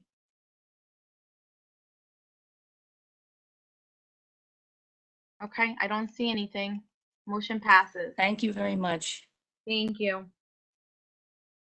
Okay, so I don't know if Assemblywoman Jessica Gonzalez Rojas is still here. I know she wanted to speak. We've had lengthy conversations about our votes tonight, but if she's still here, if not, then we can send her a message in a recap email. I am still here. So just hi everyone, welcome back to the meetings. My son says hello, who should be in bed. Don't take a long time. But I'm putting information in the chat. I just want to make sure folks know that my office is a resource on issues relating to Hurricane Ida. We've been working very closely with the Red Cross, with FEMA. I was part of the president's visits right here in the district. We're also available to support folks who are applying for the Excluded Workers Fund and the Rental Assistance Program, the Emergency Rental Assistance Program known as ERAP. I included my office number, address, and email in the chat. And then I'm going to share another piece of information. My predecessor was very well known for paper shredding, and we are continuing the events. So we'll have two more upcoming events. Unfortunately, it's not in the community board district, but not too far. So I'm going to still share the information in case folks are cleaning out their homes and wanting to shred important documents to protect your identity. So thank you all. Good luck with the rest of your meeting. I know you're working on a lot of important issues, and welcome to the fall. Thank you, Chairwoman. Appreciate your support. Thank you. Thank you very much. Have a good night.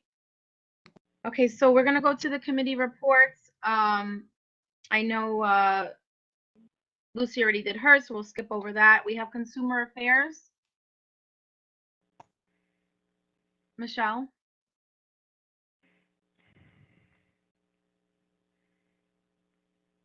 The other Michelle was me. No, it's not consumer affairs. Is it me? Yeah. Oh, but you know it's another Michelle one, so I get. Oh, no. I didn't hear you say I'm that. sorry, Michelle. I'm so sorry. It's okay. So thank you for offering the job of consumer affairs to me. And well, I wanted to be the co-chair with Alexandria.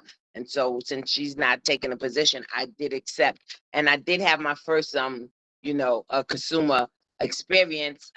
They're talking about the $1.25 bags, right? That they're being charged at Food Bazaar on Junction. They're telling me that they didn't have paper bags to offer. You know, they either supposed to offer a paper bag or offer you you could buy the bag. But you know, either way, long as they wasn't giving out plastic bags, because we know that those are banned. So, you know, I'll look at it and go over there and check it out. But that was my first experience, and it's going to take teamwork. You know, I took the position because I felt that if, you know, we all work together, we all are consumers, that we could you know, make this a comfortable place to shop and enjoy, because we have a plenty of businesses, right? So thank you, and I'll give you a better update next time. Thank you, Alexandria. I will be calling you. Thank you, Michelle. Can I say, can I ask her a question? Is it? Yeah, sure, Pat. Go Is ahead. it okay? Okay, Yeah. I'm only saying this since with consumer affairs in the neighborhood, in our community, Michelle, people have been complaining about Walgreens. Walgreens Oh, now yeah, around the the new corner one that we have here in Lafayette. on 99th Street is closed on Saturdays and Sundays. And they're also closing at 6 o'clock and between 1 and 2. So for people that are working, they have no access to get their prescriptions. So I'm hoping that your committee will look into that. Okay, that'll give me some homework. Thank you. Thank you. Environmental Committee, Carol Mashusky. I have to admit that I haven't done anything because when there was a meeting scheduled for August 25th with QSWAT, the Queens Solid Waste Advisory Board. However, Mr. Nocerino told me that I was not the representative anymore, so I don't know if anybody from the board went there or had contact for that meeting. Okay, yeah, that's very strange because you were in that position. No one replaced you. Yeah, so I was the representative, but I don't know who replaced me. Okay, no, nobody replaced you. I'm gonna have... I guess maybe a better question would have been who replaced me, because I don't know what happened. Yeah, no, that's very strange. They have all their meeting dates set up for up until I think June, if I recall, because I had downloaded the agenda and the minutes for that meeting. You know, I'm preparing for it, and then I didn't go. So I guess one of the things that I have to do with my committee is either designate or get one of them to volunteer to be the representative for CB4, or would Christian like to do it a different, or you, Mary Elena, do it a different way? I don't know. Well, this is the first time hearing about this, so I'm gonna have Christian look into it, and then we can have a discussion about it, because I'm not sure what's going on. It doesn't seem to make any sense, but we're gonna work on this. I mean, if you know, we have a great relationship with Joe, so we can just call him from the VP office and see what's going on. Thank you for bringing that up, Because one of the first things I wanted to know at that meeting would have been, what is the role that they envisioned that the planning boards of doing? each community planning board, what are they going to be doing on that board? Just supplying a person to be on one of the committees, or do they have envisioned a more active role? And I didn't go, so I don't know what happened. Okay, so we're gonna have to so all right, so all right. At this point, I guess that's as far as I went with it. Okay. Okay. No. Thank you for sharing right. that. We'll definitely look into it. And then, of course, One more question. yeah. Earlier, you said that the committees people have been assigned to their committees based on their choices, mostly. Is that in? Because I didn't see the minutes for tonight. For not the minutes, that would have been there.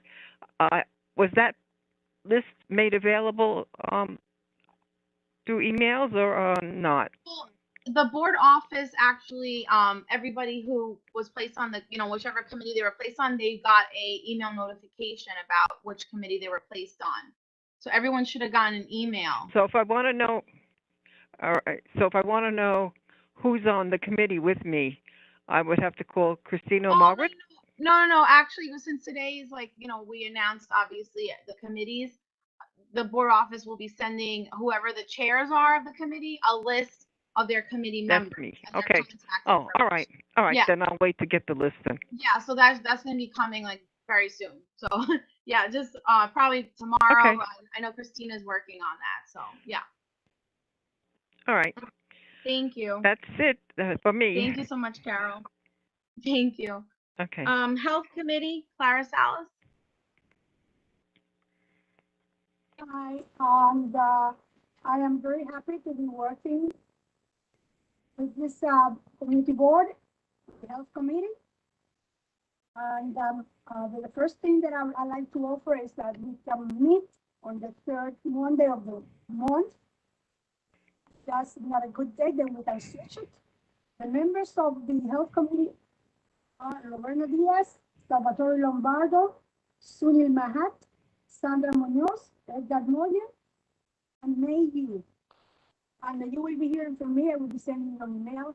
I am a member of the Elmhurst Hospital Advisory Board, and from then I will be engaging as speakers to come to speak to the board with reference to following health matters.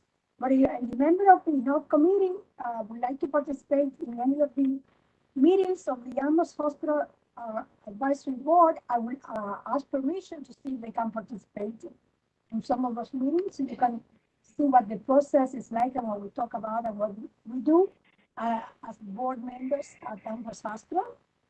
And anyway, I will appreciate if you have your own agenda.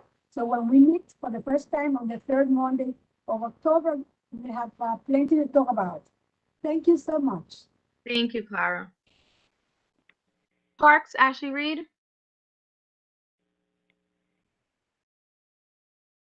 Thank you, Madam Chair, for the appointment. I'm excited. I'm looking forward to working with this committee. I have some big shoes to fill after Gregory. I'll be reaching out to everyone, looking to hear everyone's ideas. First things first, I would love to appoint a co-chair. So if anyone's interested in that, just let me know. And we'll try and have fun. Thanks. Thank you, Ashley. Yes, that's a good point you brought up. The board office will be sending you the information, but you guys do have to decide on a vice chair for the committee. So that's something that the committee itself has to vote on. Thank you, Ashley. Transportation Committee, Matt McElroy. Thank you, Madam Chair, and thank you for the reappointment. I'd like to welcome the new members to the committee. We're very excited to have you aboard. And we'll be reaching out, I'll be reaching out in the next week or so to see how people's schedules are for to try to get a date that is convenient for everybody on the committee. In terms of report, we had one meeting over the summer recess period with DOT, with John, whom you all met this evening, to go over our budget submissions, actually, and to work on how we might more effectively try to achieve our goals through the budget process. And we thought, Linda and I thought that was a very constructive and helpful session, and we have some items coming out of that that are worthy of some discussion. So that is it, I think. And I should have mentioned that the Glean Street project, where Glean Street hits Roosevelt Avenue, the structure is all done. That is completed and was completed very quickly. So that's it for my report. Thank you very much, man. Thank you, Matt. Okay, Youth Committee, Sylvia Martin. I just want to say welcome. I received the email today with a few new names on the youth committee. I would like to welcome them. I will be reaching out to them this week and set up something so we can come up with things for the youth for the fall. Thank you, Sylvia. Wonderful. So thank you, everyone. Good luck with the committees this year. I know you all do great. We do have our next item, which is open session number 2, which I know we're losing some people, but if you members want to still speak, this is, the last time of the meeting that you could speak, of course, 2 minutes. If anybody wants to speak, please feel free. I don't know if you want me to do roll call, I could do that as well. Or if you just want to write your name in the chat, then that's fine too. Maria Elena, I have a question. It's Sandy Munoz. I'm so sorry. It's okay. I had a little technical. Oh, Sandy, we lost you again. I don't know if there was a vote on the. Sandy, you're breaking up. I'm so sorry. Can you hear me now? Yeah. It's terrible. Can you hear me now? Okay, so I don't know if we voted on the zoning for the. I don't know if we voted on the zoning for the rezoning construction. Are you talking about the rezoning project? Did we? Oh yes, we voted on that. Yes. So it was unanimous. Someone had said no or abstention. I couldn't vote. Okay, so okay. The motion had passed. Nobody had said no. Nobody abstained. Okay, good. It was unanimous because that would have been my thank you. Okay, so we'll get you in there. You're on attendance, so you are in that vote, so you don't have to worry. Yes. Okay, thank you. Okay, thank you. Yeah. Due to my car, problem, that's why I'm sometimes on and off. So I work in the centralized lift. That's why in the zoning, that vote, what happened, I want to know. That's why. Okay, so basically, I mean, you can watch the live video again. Obviously, we're gonna have this up for everyone to see if you want to look at the presentation and all the questions. But we voted no on that rezoning because there was a lot of reasons why. Okay. But basically, we voted no on it, and we had a lot of recommendations to write along with the no. Okay, thank you. Okay. Appreciate it. Thank you. All right, thank you. Okay, bye. Bye. Any other comments from board members? Either you could talk or write your name in the chat. Hi, can I say something? Sure. Okay, just want to congratulate my fellow board members on voting no on the zoning. It's wrong for the neighborhood. It changes the image of what everything our small community stands for. On the second part, I mean, I know the DOT will be back and want to address some of the issues with the street, the extension into the street with the restaurants. I'm a driver by trade, so I can tell you that they really do obstruct the view of drivers, particularly with the e-bikes, wrong way drivers with these e-bikes, and with the flooding, a lot of this did contribute to a lot of flooding. Alternate side cannot get down these blocks when you have these expansions into the street. Standing water, we forget encephalitis, West Nile virus. A lot of times you get stagnant water. So there's a lot that goes along with it. I support small business. I own a small business, but it's more along the lines of quality of life. And I hope the DOT can accomplish something. That's all. Thank you. God bless everybody. Great to see everybody. Thank you. Any other board members? Marilyn, I just want to say something. quickly. Sorry, everyone, I joined late, so I was texting Marilyn to see if the announcement of Ashley being the new chair, which I'm thrilled to see, has happened. But as sort of stepping down from that role, I just wanted to, thank the board and my committee members for allowing me to serve in that role. Marilyn and Christian are aware, but probably the other board members are not. I'm eventually going to be stepping down from the board entirely because I've actually moved out of the city for a whole host of reasons. But largely, the other board members, I've learned so much from you in the role, both as just a regular board member and then as a parks chair. I will continue to fight for parks issues regardless. There was a recent article in the city that, basically was me standing on the shoulders of you saying, we need a vaccination policy for the entire US Open. I will continue to await the day that the USTA pays all their money that's owed back to the park. So I continue to fight for Queens, even though I'm not there. But thank you so much for all this time. Thank you, Gregory. It's been wonderful. Thank you for serving for your community and all the work you've done with this board and, of course, the Parks Committee. Thank you so much. Thanks. You're welcome.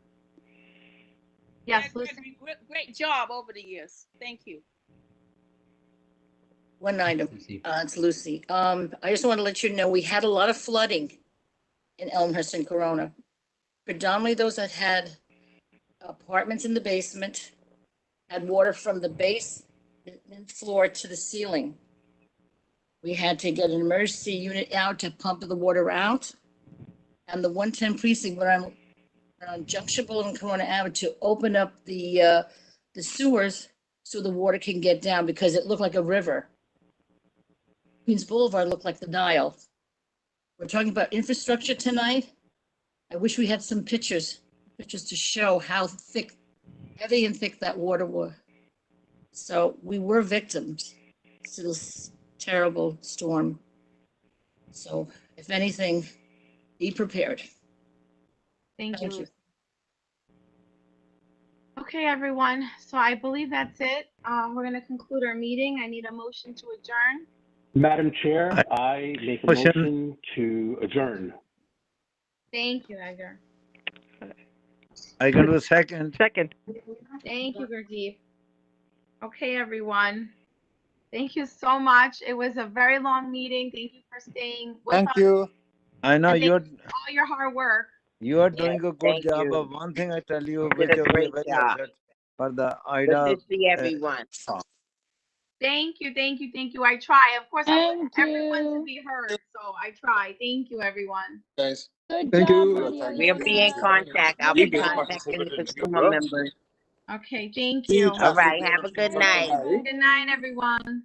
Good Good night. night, everybody. Great first meeting. Great meeting for Okay, have a good night, everybody. You guys rock. You guys are very, very, very, very involved. Thank you so much.